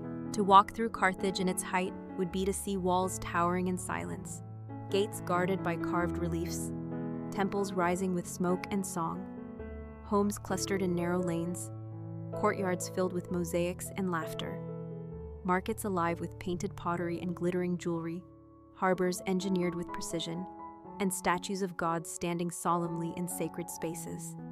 It was not extravagance that defined Carthaginian art and architecture, but steadiness, the blending of necessity with devotion, function with meaning, each creation carrying the quiet assurance that the city was both prosperous and protected. In this way, Carthage left behind not only fortresses and harbors, but a spiritual landscape carved into stone, painted on walls, worn into altars, whispering still of a people who built their world with patience, endurance, and reverence for both earth and heaven. Education in Carthage did not take the form of grand academies or vast libraries like those of later civilizations. Yet knowledge and memory flowed quietly through its streets, its households, and its temples, shaping each generation with lessons that ensured continuity and identity. For most children, learning began in the home, where mothers and fathers passed down the practical skills of daily survival: how to grind grain, bake bread, mend nets, weave wool, tend fields, or manage livestock. Boys were often guided toward the trades of their fathers, learning the rhythms of market bargaining, the secrets of navigation, or the careful skills of craftsmanship, while girls were raised in the steady patience of household management, their hands shaping cloth, their voices carrying lullabies and prayers that reinforced tradition. Yet education in Carthage was not limited to the practical, for myths, legends, and sacred stories were told at every level of society. their repetition in temples, markets, and homes serving as the true classrooms of the city. Priests and elders recited the tales of Balhaman and Tanit, of Melkart guiding sailors across the sea, of divine protection and punishment, of the balance between fertility and destruction. These stories were not mere entertainment, but vessels of identity, reminding the people of their Phoenician roots while anchoring them to the African soil where their city had risen. In the evenings, elders told children stories of Tyre, Sidon, and voyages across distant waters, connecting them to a lineage of seafarers whose courage shaped their present. Writing was present as well, especially among merchants and officials, who relied on the Phoenician script to record contracts, treaties, inventories, and accounts. Sons of wealthy families were sometimes trained to read and write, sitting in shaded courtyards with wax tablets or clay shards, copying letters again and again until they became second nature. Literacy served commerce more than philosophy, yet it gave Carthage the ability to maintain complex records, treaties with foreign powers, and correspondence with colonies scattered across the Mediterranean. Laws were memorized and recited as well as written, passed down in assemblies and repeated by judges and scribes, ensuring that even those who could not read still understood the rules that ordered their lives. Apprenticeships were another form of education, where young boys worked under the guidance of skilled artisans, learning to shape bronze into tools, to carve wood into ships, or to fashion glass into beads, their mistakes corrected with patient firmness until craft became instinct. Sailors, too, trained the next generation, taking young men aboard ships to learn the art of tying knots, reading stars, trimming sails, and navigating coasts, skills that were never written but lived, passed from calloused hand to eager hand. Women trained their daughters in weaving and dyeing, skills essential not only to family life, but also to Carthage's economy, for textiles dyed in purple or edged with patterns carried the city's fame across the sea. Memory itself was a form of education, for Carthage relied on oral tradition as much as written record, and so songs, prayers, and proverbs were repeated across generations, each phrase a thread in the larger fabric of culture. The people of Carthage did not see education as something separate from life, but as life itself. Every act, every story, every ritual a lesson, every elder a teacher, every family a school.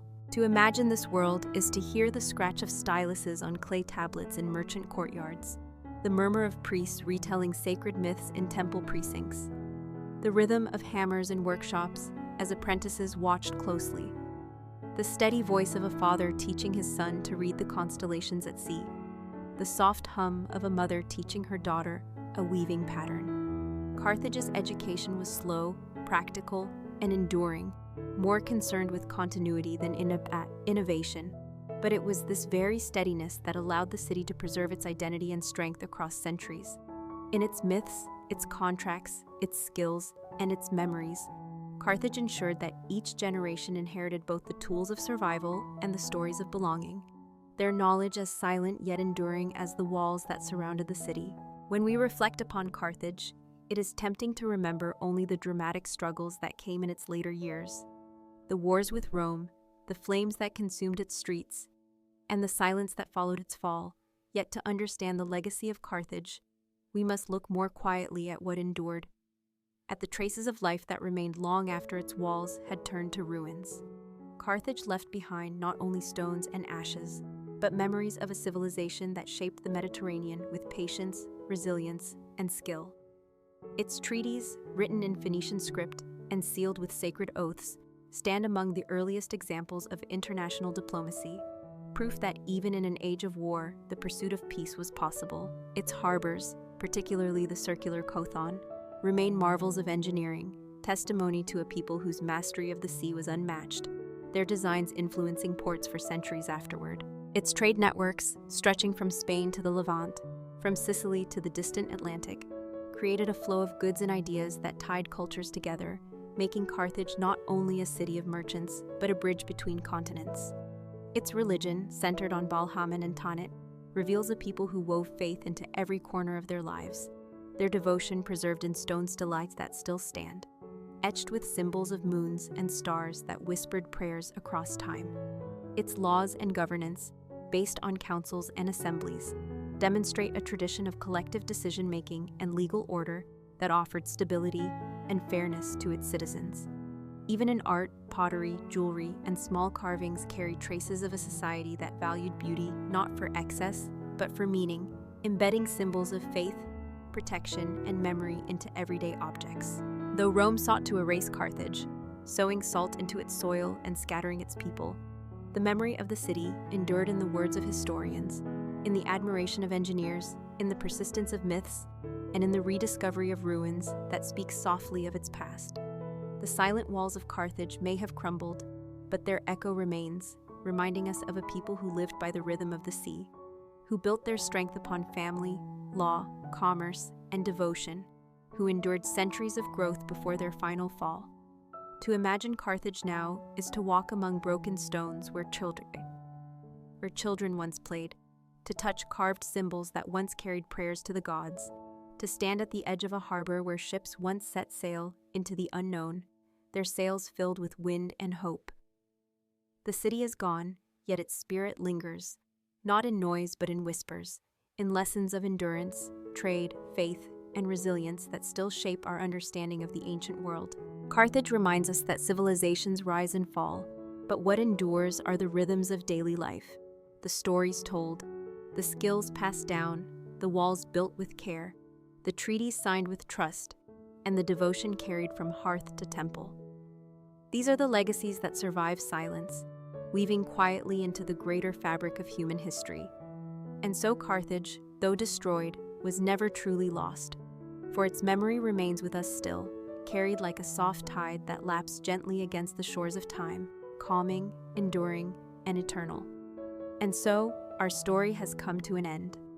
Before we begin the next one, may I kindly ask you to give this video a like and subscribe to the channel so you can always return here for more gentle journeys into the past. Now, let us continue with another tale in our series of boring history for sleep, as we drift quietly into the vanished kingdom of Lydia. Meta. When we turn our gaze toward the western edge of Anatolia, where rolling hills meet fertile valleys and rivers flow steadily toward the Aegean Sea, we encounter the land of Lydia, a kingdom whose name would one day be associated with wealth, innovation, and fleeting glory, yet whose beginnings were far quieter, shaped by the patient rhythms of farming, trade, and devotion. The early Lydians lived in a landscape blessed by the waters of the Hermus River and the shelter of distant mountains. Their settlements scattered across plains where grain grew tall, orchards blossomed, and herds of sheep and goats grazed under the watchful eyes of shepherds. At dawn, smoke curled slowly from hearths inside modest homes built of mud brick and stone, families rising to grind grain on heavy querns, to bake bread in clay ovens, to milk goats and carry baskets of figs or olives into the markets. Life in these early years was simple and steady, with men tending fields, guiding plows drawn by oxen across furrowed soil, while women wove wool into cloth, spun thread on spindles, and shaped clay vessels for household use.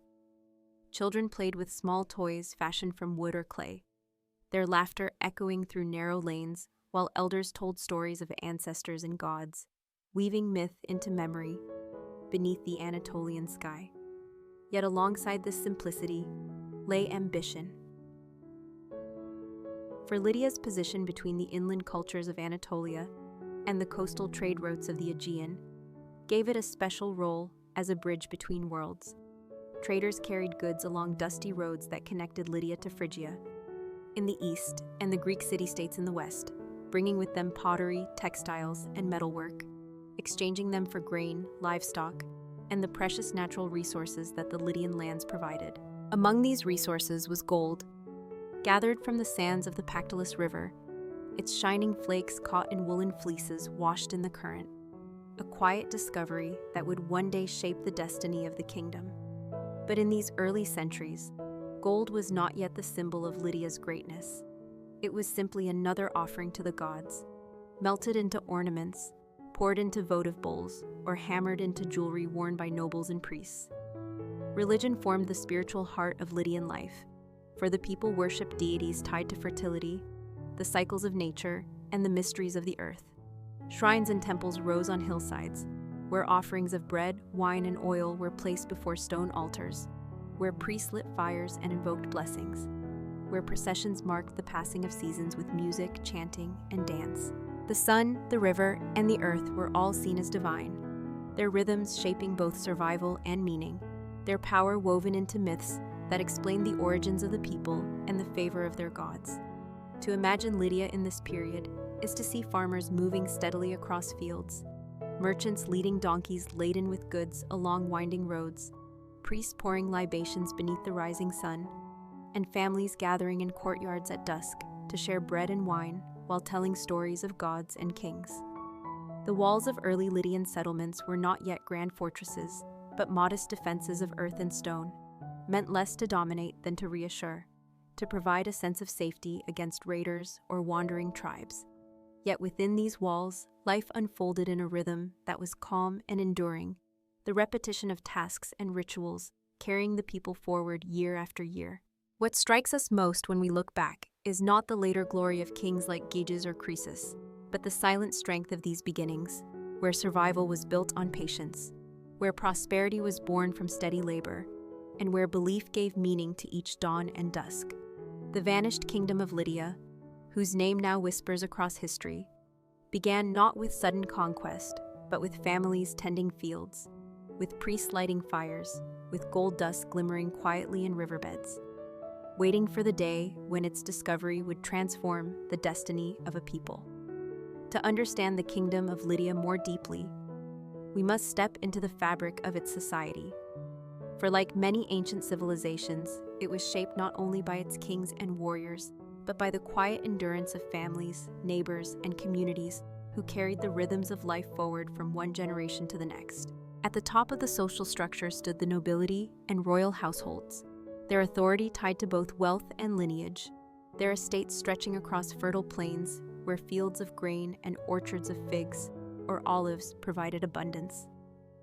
These nobles wore garments of fine wool dyed in rich colors, adorned themselves with jewelry of gold gathered from the Pactolus River, and presided over banquets where wine flowed freely and music filled the air. Yet their lives were not only about luxury, for they also bore responsibility for governance, protection, and the oversight of rituals that bound the kingdom together. Beneath them stood merchants and craftsmen, the backbone of Lydia's prosperity, for their workshops hummed with the sound of hammer on bronze, the shaping of pottery, the weaving of wool, and the carving of wood. Markets in Lydian towns displayed an array of goods, from local produce and cloth to imported pottery from Greece, perfumes from the East, and small luxury items carried along long caravan routes. Farmers made up the largest portion of society, tilling fields with wooden plows, sowing wheat and barley, harvesting grapes for wine, and tending goats and sheep whose wool clothed the population. These farmers lived in modest houses of stone and mud brick, their lives marked by hard work, but also by continuity, the inheritance of land and tradition passing steadily from father to son. At the bottom of society were slaves, often taken in war or acquired through trade, who labored in fields, households, and workshops. While their condition was harsh, Lydian law recognized them as part of the community, granting limited rights and sometimes paths to freedom, a recognition that even those without liberty played a role in the greater structure of society. Families formed the true core of Lydian life, for in courtyards and homes the daily rhythm unfolded. Women held significant roles not only in managing households, but in weaving, brewing, and sometimes participating in local trade, their skills essential to survival. Marriage was both a personal union and a social contract, often arranged to strengthen ties between families, with ceremonies marked by feasting, music, and offerings at shrines. Children learned through imitation, boys following fathers to fields or workshops, girls assisting mothers with weaving or cooking, their games often miniature reflections of adult labor. Elders commanded respect, their voices preserving memory, their stories of ancestors and gods binding younger generations to the past. Religion permeated this social structure, for each class and each family recognized the presence of divine order. Shrines within homes housed small figurines of protective deities, prayers whispered before meals or journeys, while larger temples reminded all that their prosperity and safety were tied to the gods. Festivals brought society together, suspending hierarchy as nobles, merchants, farmers, and slaves alike joined processions, music, and sacrifice, reaffirming unity under divine watch. To imagine Lydia's society in its fullness is to see nobles in decorated garments overseeing estates, merchants counting goods in shaded markets, craftsmen hammering bronze or carving wood in workshops, farmers guiding oxen through furrows, women weaving in courtyards while children played at their feet, and priests chanting prayers in temple courtyards.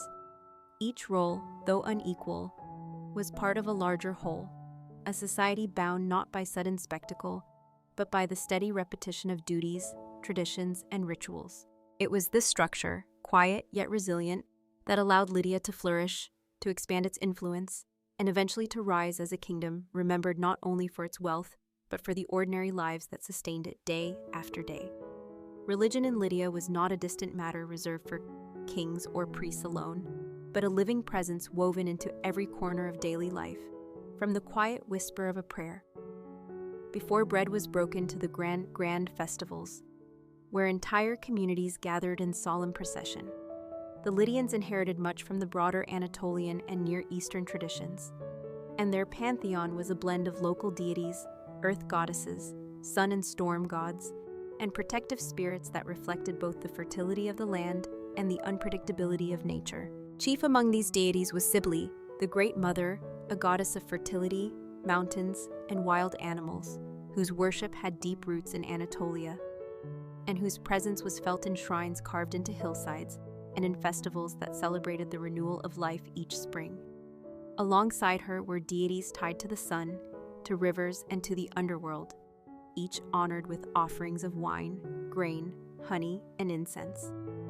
Temples dotted the landscape, not vast in scale like later Greek sanctuaries, but sturdy and solemn, their courtyards filled with altars blackened by centuries of fire and sacrifice. Priests presided over rituals with steady voices, chanting prayers while smoke curled upward, carrying petitions in gratitude to the heavens. Families, too, kept small household shrines, where figurines of clay or bronze represented protective spirits, and lamps were lit at dusk in honor of divine guardianship. Religion gave order to the cycles of the year, marking planting, harvest, and seasonal change with ceremonies where music, dance, and sacrifice mingled. Festivals were both communal and sacred, with processions moving through towns, priests leading chants, women carrying offerings in baskets, musicians playing flutes and drums, and children walking alongside their parents, learning through participation the traditions that bound their people together. Divination played a role in decision-making, for the Lydians believed the gods spoke through signs in the stars, in the flight of birds, in the entrails of sacrificial animals, and so kings and nobles often consulted seers before setting out on campaigns or deciding matters of governance. Omens were read not with haste, but with solemn patience, the interpretation of each sign treated as guidance for both individuals and the community. The Pactolus River itself was considered sacred, its golden sands a gift from the gods, its waters used in purification rituals, its banks dotted with offerings left by those who sought favor. Burial practices also reflected Lydian belief, with tumuli, large burial mounds, constructed to honor nobles and kings, their interiors filled with grave goods of pottery, jewelry, weapons, and everyday items, all meant to accompany the dead into the afterlife. These mounds, rising silently above the plains, stood as reminders of continuity, linking the living with ancestors and gods alike. For ordinary families, religion was more modest, but no less vital, woven into meals, marriages, births, and funerals, each moment marked by prayer, sacrifice, or libation. To walk through a Lydian festival would be to hear the deep thrum of drums, the shrill song of flutes, the steady chant of priests, to see altars smoking with offerings of roasted meat, to smell incense drifting across courtyards, and to watch the faces of citizens lifted in solemn devotion. Religion was not a burden, but a comfort, explaining hardship as divine trial, celebrating abundance as divine blessing, offering meaning to the uncertainties of life. It was this quiet devotion, repeated endlessly across centuries, that gave Lydia both stability and identity, tying its people together not only as citizens of a kingdom, but as children of the gods whose presence was felt in every field, every river, and every stone altar glowing in the light of dawn. The wealth of Lydia, which later generations would remember with awe and even myth, was rooted in its land and especially in the natural resources that flowed quietly from river and soil, shaping the kingdom into a center of trade long before it became known for kings and conquests. The Hermus Valley, broad and fertile, offered grain, olives, and vineyards, supporting families with steady harvests that sustained both local markets and trade with neighbors. Yet it was the Pactolus River, flowing down from Mount Tmolus, that gave Lydia its most enduring gift, for its sands shimmered with gold dust, flakes carried by the current and trapped in fleeces or sieves by those who patiently worked its waters. This quiet labor, repeated endlessly along the riverbanks, transformed Lydia from an ordinary land into a place of renown, for the abundance of gold allowed its rulers and merchants to trade not only goods, but wealth itself. Gold was hammered into jewelry, poured into ingots, and eventually struck into coins. For it was in Lydia that coinage, as we understand it, first appeared, small discs of electrum, a natural alloy of gold and silver, stamped with simple images that guaranteed value and transformed trade across the Mediterranean. Before this innovation, barter and weighed metal had dominated exchanges, but the Lydian coin offered both certainty and convenience, allowing merchants in markets from Sardis to the Aegean coast to transact swiftly, building trust with every stamped piece. The markets of Sardis, the capital of Lydia, grew bustling with this wealth, amphorae of wine and oil exchanged for fine pottery from Greece, textiles from Phrygia, spices from the east, and timber from the coasts. Caravans moved steadily along roads that linked Lydia to inland Anatolia, donkeys laden with grain, wool, and metalwork, while ships carried Lydian gold and goods across the Aegean, weaving the kingdom into the great web of Mediterranean commerce. Artisans benefited as well, for the influx of wealth allowed craftsmen to refine their skills, producing jewelry of intricate design, vessels of precious metal, and textiles dyed in vibrant colors, goods that became symbols of status and spread Lydia's fame. Nobles and kings displayed this prosperity in palaces decorated with luxury, while temples received offerings of gold bowls, statues, and jewelry, symbols of gratitude and devotion to the gods who were believed to have gifted the land with such abundance. Yet wealth was not hoarded. It circulated constantly, from riverbanks to markets, from workshops to temples, from Sardis to distant ports. The presence of coinage also brought with it a greater sense of order and fairness in trade, for agreements could be sealed not with uncertain measures, but with coins of known weight and value, reducing disputes and strengthening trust. For ordinary citizens, this prosperity meant fuller markets, more goods available, and opportunities for trade that reached far beyond their own valleys. For rulers, it meant power, for gold allowed them to hire soldiers, forge alliances, and project influence across Anatolia. To picture Lydia at this stage is to imagine merchants laying out coins stamped with lions or simple emblems, to see farmers exchanging grain for pottery with Greek traders, to watch artisans hammering jewelry from Pactolus gold, to hear the murmur of bargaining in shaded markets, to smell the mix of olives, wine, spices, and incense carried from stalls. The kingdom's wealth was not loud but steady, a hum of commerce built upon the quiet labor of those who sifted river sands, tended vineyards, spun wool, and struck coins. It was in this patient rhythm that Lydia grew into a place of renown, its prosperity spreading across seas and lands, its coins becoming symbols of trust that reached hands far beyond its borders. This wealth, born of river and soil, sustained the kingdom and prepared it for the greatness and trials that would come, leaving behind a legacy that whispers still through the history of trade and currency. To see Lydia most clearly, we must turn away from the gold of the Pactolus and the bustling markets of Sardis, and instead step quietly into the rhythm of everyday life, where families and villages and towns carried out the routines that sustained the kingdom from dawn to dusk.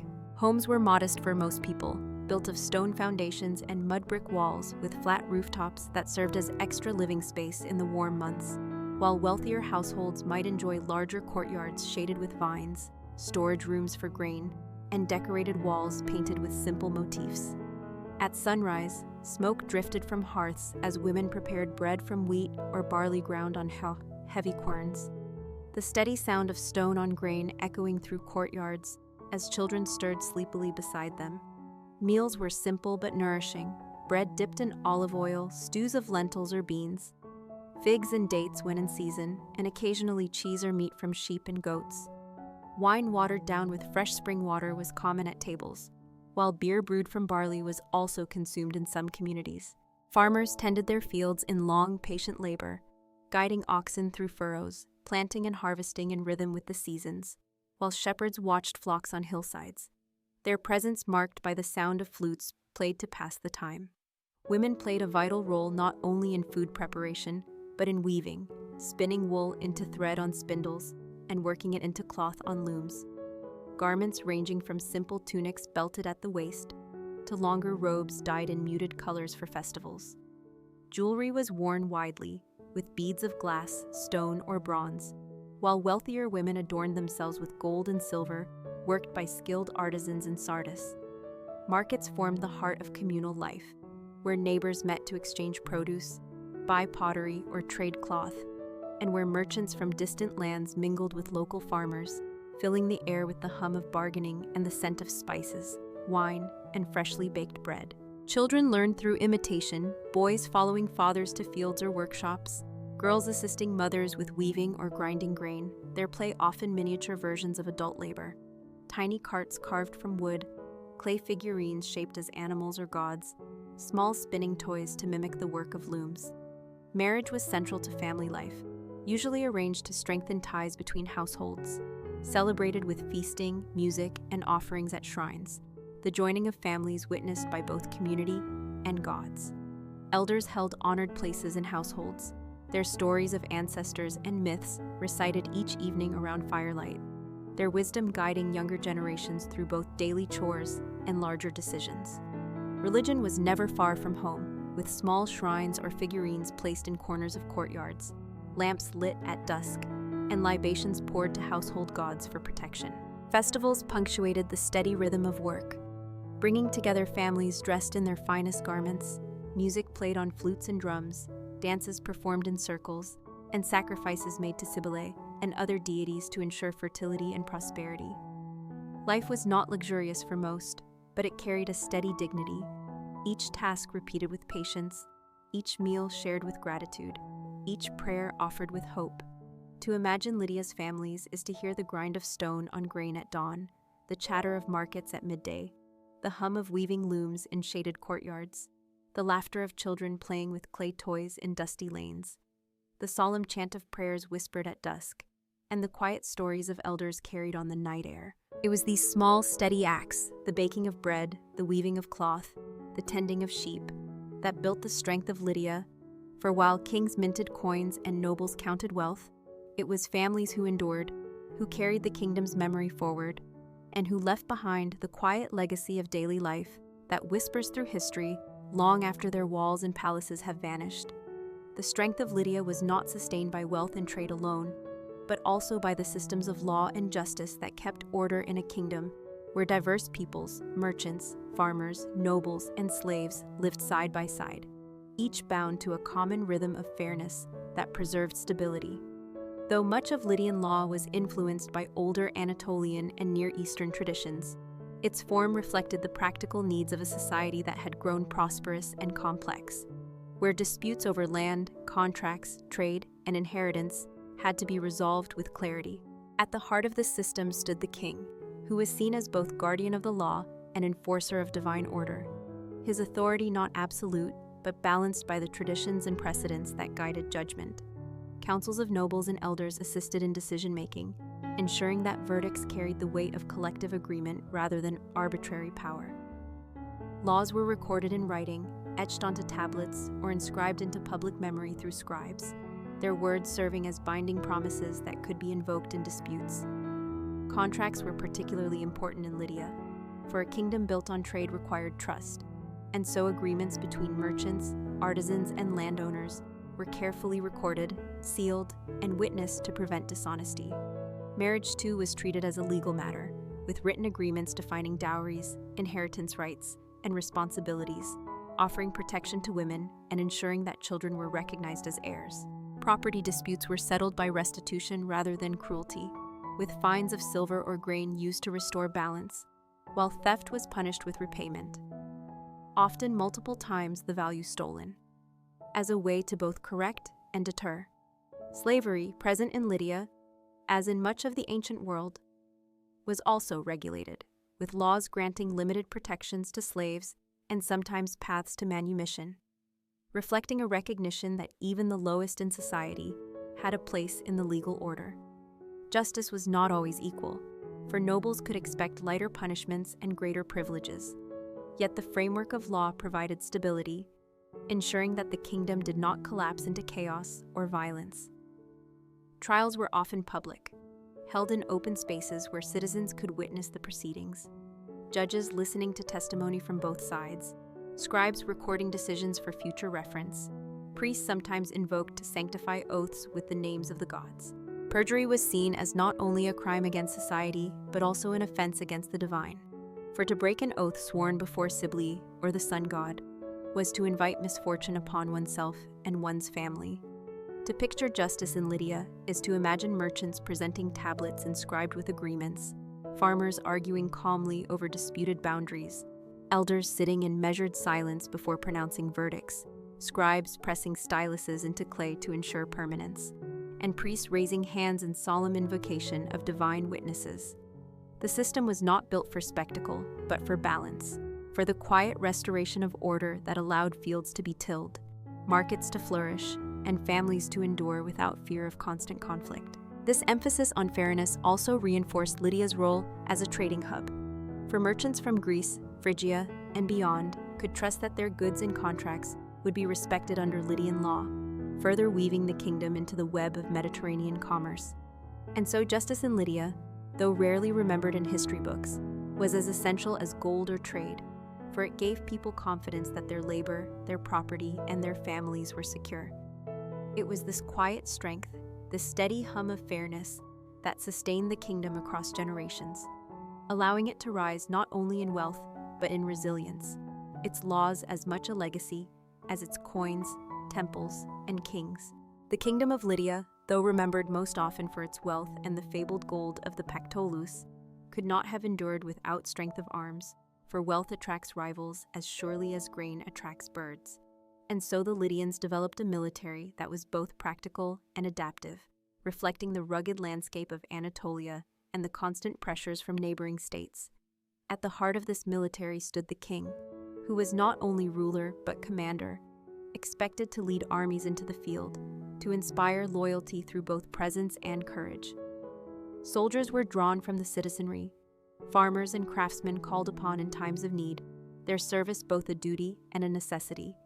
Yet Lydia also relied on mercenaries, men from distant lands who fought for pay, adding both diversity and unpredictability to its forces. The Lydians were skilled horsemen, for the plains and valleys of their land provided open spaces for cavalry, and they became known for their mounted warriors who carried spears and bows, striking swiftly across the battlefield.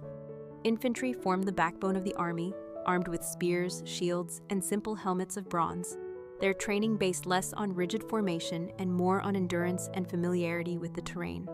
In time, Lydia absorbed influences from neighboring peoples, adopting weapons and tactics that reflected the evolving art of war in Anatolia and the wider Mediterranean. Fortifications also played a role, with Sardis, the capital, guarded by strong walls and a citadel perched high on a hill, giving defenders both security and vantage. To attack Sardis was to face not only stone walls, but the determination of a people who understood the importance of their city's survival. The Lydians were not a people of endless conquest, but of measured campaigns, often fighting to secure boundaries, to maintain control of trade routes, or to resist the expansion of rivals such as the Cimmerians, Phrygians, or later the Persians. Ritual accompanied war, for before campaigns priests sought omens, sacrifices were offered to the gods, and oaths were sworn to ensure divine favor. The noise of war was balanced by the solemnity of faith, reminding soldiers that their strength was part of a greater cosmic order. For ordinary men, military service was both burden and honor, requiring long marches through valleys, nights spent in camps beneath the stars, and battles fought with spears, shields, and the courage that comes from necessity rather than choice. Families left behind bore the weight of absence, women tending fields, elders raising children, communities supporting one another until their men returned. To imagine Lydia's military is to see horsemen riding across plains, infantry moving steadily along narrow roads, smiths forging weapons in smoky workshops, priests raising hands in prayer before troops departed, and watchmen scanning horizons from the citadel walls. The army's strength was not in overwhelming numbers, but in adaptability, in the discipline of soldiers familiar with both farm and field, in the leadership of kings who understood that to defend Lydia was to defend not only wealth but identity. Though history would remember the great defeats that marked Lydia's fall, for centuries its military endured, guarding valleys and rivers, securing trade routes, and ensuring that the Pactolus gold could continue to flow. It was this quiet strength, forged in the balance between duty, tradition, and necessity, that allowed Lydia to hold its place in Anatolia for generations. And so the story of Lydian warfare is not only one of battles lost or won, but of endurance, of preparation repeated year after year, of soldiers who rose from fields to defend their homes, of kings who led from the front, and of a kingdom whose survival depended as much on the steady hum of its armies as on the shimmer of gold in its rivers. Art and architecture in Lydia reflected both the wealth that flowed from its rivers and the traditions inherited from older Anatolian cultures, producing a landscape where modest homes stood beside monumental tombs, and where daily objects carried beauty as well as function. The capital, Sardis, offered the clearest expression of this balance, its streets lined with houses of stone and mud brick, its courtyards shaded by vines, and its citadel rising above the plain, a stronghold that symbolized both protection and prestige. Within Sardis stood temples dedicated to local and adopted gods, their walls built of stone, their altars blackened by centuries of offerings. And though they were not vast like the temples of later Greece, they were centers of devotion where architecture served the rhythm of faith. The most striking architectural remains of Lydia are the great tumuli, the burial mounds built for kings and nobles, rising like silent hills above the Hermus Valley. These mounds, some of extraordinary size, contain chambers constructed of stone, filled with grave goods of pottery, jewelry, weapons, and furniture, all meant to accompany the dead into the afterlife. To walk among these tumuli would have been to feel the weight of memory and continuity, each mound a monument to lineage, power, and belief in the eternal journey of the soul. Artisans of Lydia produced works that reflected both wealth and practicality. Goldsmiths hammered Pactolus gold into intricate jewelry, necklaces, rings, earrings, adorned with patterns of animals, plants, and sacred symbols, while bronze workers shaped tools, weapons, and vessels of enduring use. Pottery, often simple in form, carried painted designs of geometric shapes, lines, and circles, while imported Greek styles added new influences to local production. Textiles were also a vital art, with Lydian weavers producing cloth dyed in rich colors, sometimes edged with patterns that revealed both skill and imagination. Their fabrics carried along trade routes that spread Lydian identity across the Mediterranean. Even coins, among the greatest innovations of Lydia, bore artistic expression stamped with lions, symbols of strength and guardianship, their designs both functional and emblematic of the kingdom's pride. Public spaces in Sardis reflected Lydian prosperity, markets paved with stone where merchants arranged goods beneath colonnades, workshops filled with the clatter of hammers and looms, and fountains where citizens drew water, their presence reminders that architecture was not only monumental, but part of everyday survival. Music and performance were also forms of artistic expression, with flutes, lyres, and drums filling the air during festivals, dancers moving in circles during rituals, and singers recounting myths of gods and kings, their voices echoing across courtyards and temple precincts. What stands out in all these creations is not extravagance, but steadiness. The sense that art in Lydia was meant to honor gods, preserve memory, and enrich life without breaking the balance of function and beauty. To imagine Lydia at its height is to see sunlight glinting off the golden ornaments of nobles in Sardis, to walk beneath the shadows of towering burial mounds, to hear the soft hum of looms in courtyards, to watch coins stamped with lions exchanged in bustling markets, and to smell incense rising in modest yet solemn temples. In this way, the art and architecture of Lydia embodied its character, born of wealth but grounded in endurance, combining devotion, practicality, and creativity into forms that endured across centuries. Even after the kingdom fell, the tumuli remained, silent markers of a vanished people, their stones whispering of kings, artisans, and families who once filled the valleys with their labor and their faith. Through these remnants, we glimpse the Lydians not only as merchants and warriors, but as builders and artists who shaped their world with patience, reverence, and quiet pride, leaving behind traces that still echo softly through time. Education and memory in Lydia were not carried in the form of vast academies or great libraries, but lived within families, temples, and communities, where knowledge was passed patiently from one generation to the next, through story, apprenticeship, and ritual. For most children, learning began in the home, where mothers and fathers taught the skills necessary for survival. Boys followed fathers into fields, workshops, or markets, learning how to guide oxen through furrows, how to measure weights and goods fairly, or how to hammer metal into tools and weapons, while girls stayed close to their mothers, imitating the steady rhythms of grinding grain, weaving wool into cloth, brewing wine, and preparing meals that would sustain households each day. Play itself became a form of education, as children shaped toys from clay or carved wood, mimicking the labor of adults in miniature, repeating with laughter the very skills they would later need. Elders held a place of great importance, for they were the living libraries of Lydia, their voices carrying myths, genealogies, and the lessons of experience. In the evenings, as fires burned in hearths, or as families sat on rooftops under the Anatolian sky, elders recited stories of gods, ancestors, and legendary kings, tales that explained the origins of their people, the sacredness of the Pactolus gold, the protection of Cybele, and the duties owed to both family and community. These stories were not simply entertainment, but vehicles of identity, ensuring that children knew where they came from and what values they must uphold. Priests also contributed to education, particularly in matters of religion and ritual, teaching young assistants the chants, prayers, and procedures needed to honor the gods properly, for the continuity of worship required precision as well as devotion. Some sons of nobles and merchants received more formal instruction, learning to read and write in the Lydian or adapted Phoenician scripts, copying letters and contracts on wax tablets, practicing until their hands became steady, their styluses pressing symbols that would later serve them in trade, law, or governance. Scribes played a vital role in this society, maintaining records of contracts, treaties, temple offerings, and royal decrees. And so literacy was not widespread, but concentrated among those who needed it for administration and commerce. Apprenticeships were another essential channel of knowledge, as craftsmen took in young boys to train in the skills of smithing, pottery, weaving, or jewelry making. These apprentices learned by watching, by imitating, and by endless repetition, their mistakes corrected with patience until they could craft tools or ornaments worthy of sale in Sardis's bustling markets. Sailors, too, trained the next generation, teaching how to read the stars, how to steer ships by coastline, and how to understand winds and currents. Knowledge that was never written down, but passed hand to hand, voyage to voyage.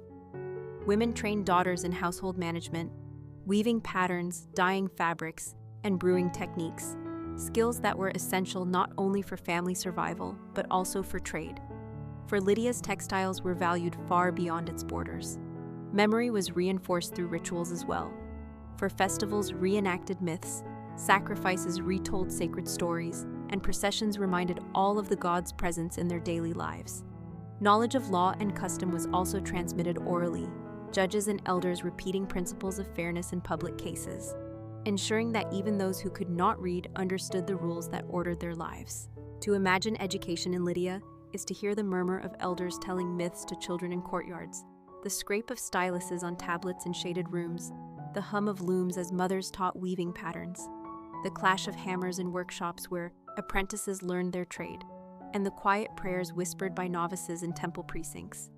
It was a slow, steady process, more about continuity than innovation, yet it was precisely this patience that allowed Lydia to preserve its traditions, to carry forward its values, and to prepare each new generation for the world they would inherit.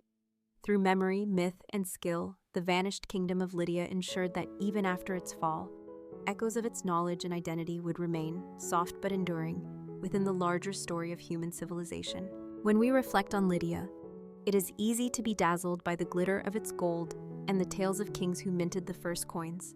But the true legacy of this vanished kingdom lies in the balance of prosperity, faith, and endurance that it carried quietly across centuries before its eventual fall. Lydia reached its height under kings like Gyges, Alyattes, and most famously Croesus, whose name became synonymous with wealth so great that it passed into proverb. Yet the kingdom's story was not one of sudden splendor, but of slow accumulation, built upon fields, rivers, trade, and the steady rhythms of family and community. Under Croesus, Lydia expanded its influence across Anatolia, forging alliances with Greek city-states and extending its wealth through the circulation of coinage, which transformed commerce not only within the kingdom, but across the Mediterranean world. The Lydian coin, stamped with lions or other symbols, represented trust, stability, and innovation, a legacy so enduring that currency itself became one of the most lasting contributions of this people to global history. But prosperity always draws rivals, and Lydia's power placed it in the path of the rising Persian Empire. In the mid-6th century BCE, Croesus, despite his wealth, found his armies unable to withstand the might of Cyrus the Great. Sardis, with its citadel, once thought impregnable, fell after a brief siege, and the kingdom of Lydia was absorbed into the vast Persian dominion. The fall of Lydia was sudden, and yet its memory lingered, for Persian kings valued its wealth and its systems, incorporating them into their empire, while Greek historians remembered its grandeur and its fall as lessons in the fragility of fortune. The tumuli of Lydian kings remained, silent mounds above the plains, reminders of power once held, their chambers filled with grave goods that whispered of both devotion and prosperity. The Pactolus River continued to flow, its sands still carrying gold, though no longer for Lydian kings, but for new rulers who had taken their place. What endured most of all was the idea of Lydia as a land of wealth, a place where coins first gave shape to economic trust, where artisans shaped gold into ornaments that gleamed in sunlight, where stories of Croesus's riches became warnings and inspirations told for generations. To imagine Lydia after its fall is to see its markets quieter, its temples serving foreign rulers, its people carrying on the same rhythms of farming, weaving, trading, and worship. For though kingdoms fall, life continues in the hum of ordinary acts. Its legacy, then, is not only in monuments or gold, but in lessons. The lesson that wealth cannot shield against destiny, that innovation can outlast the empire that created it. That memory is preserved not only in kings' names, but in the daily endurance of people whose labor shaped the foundation of greatness.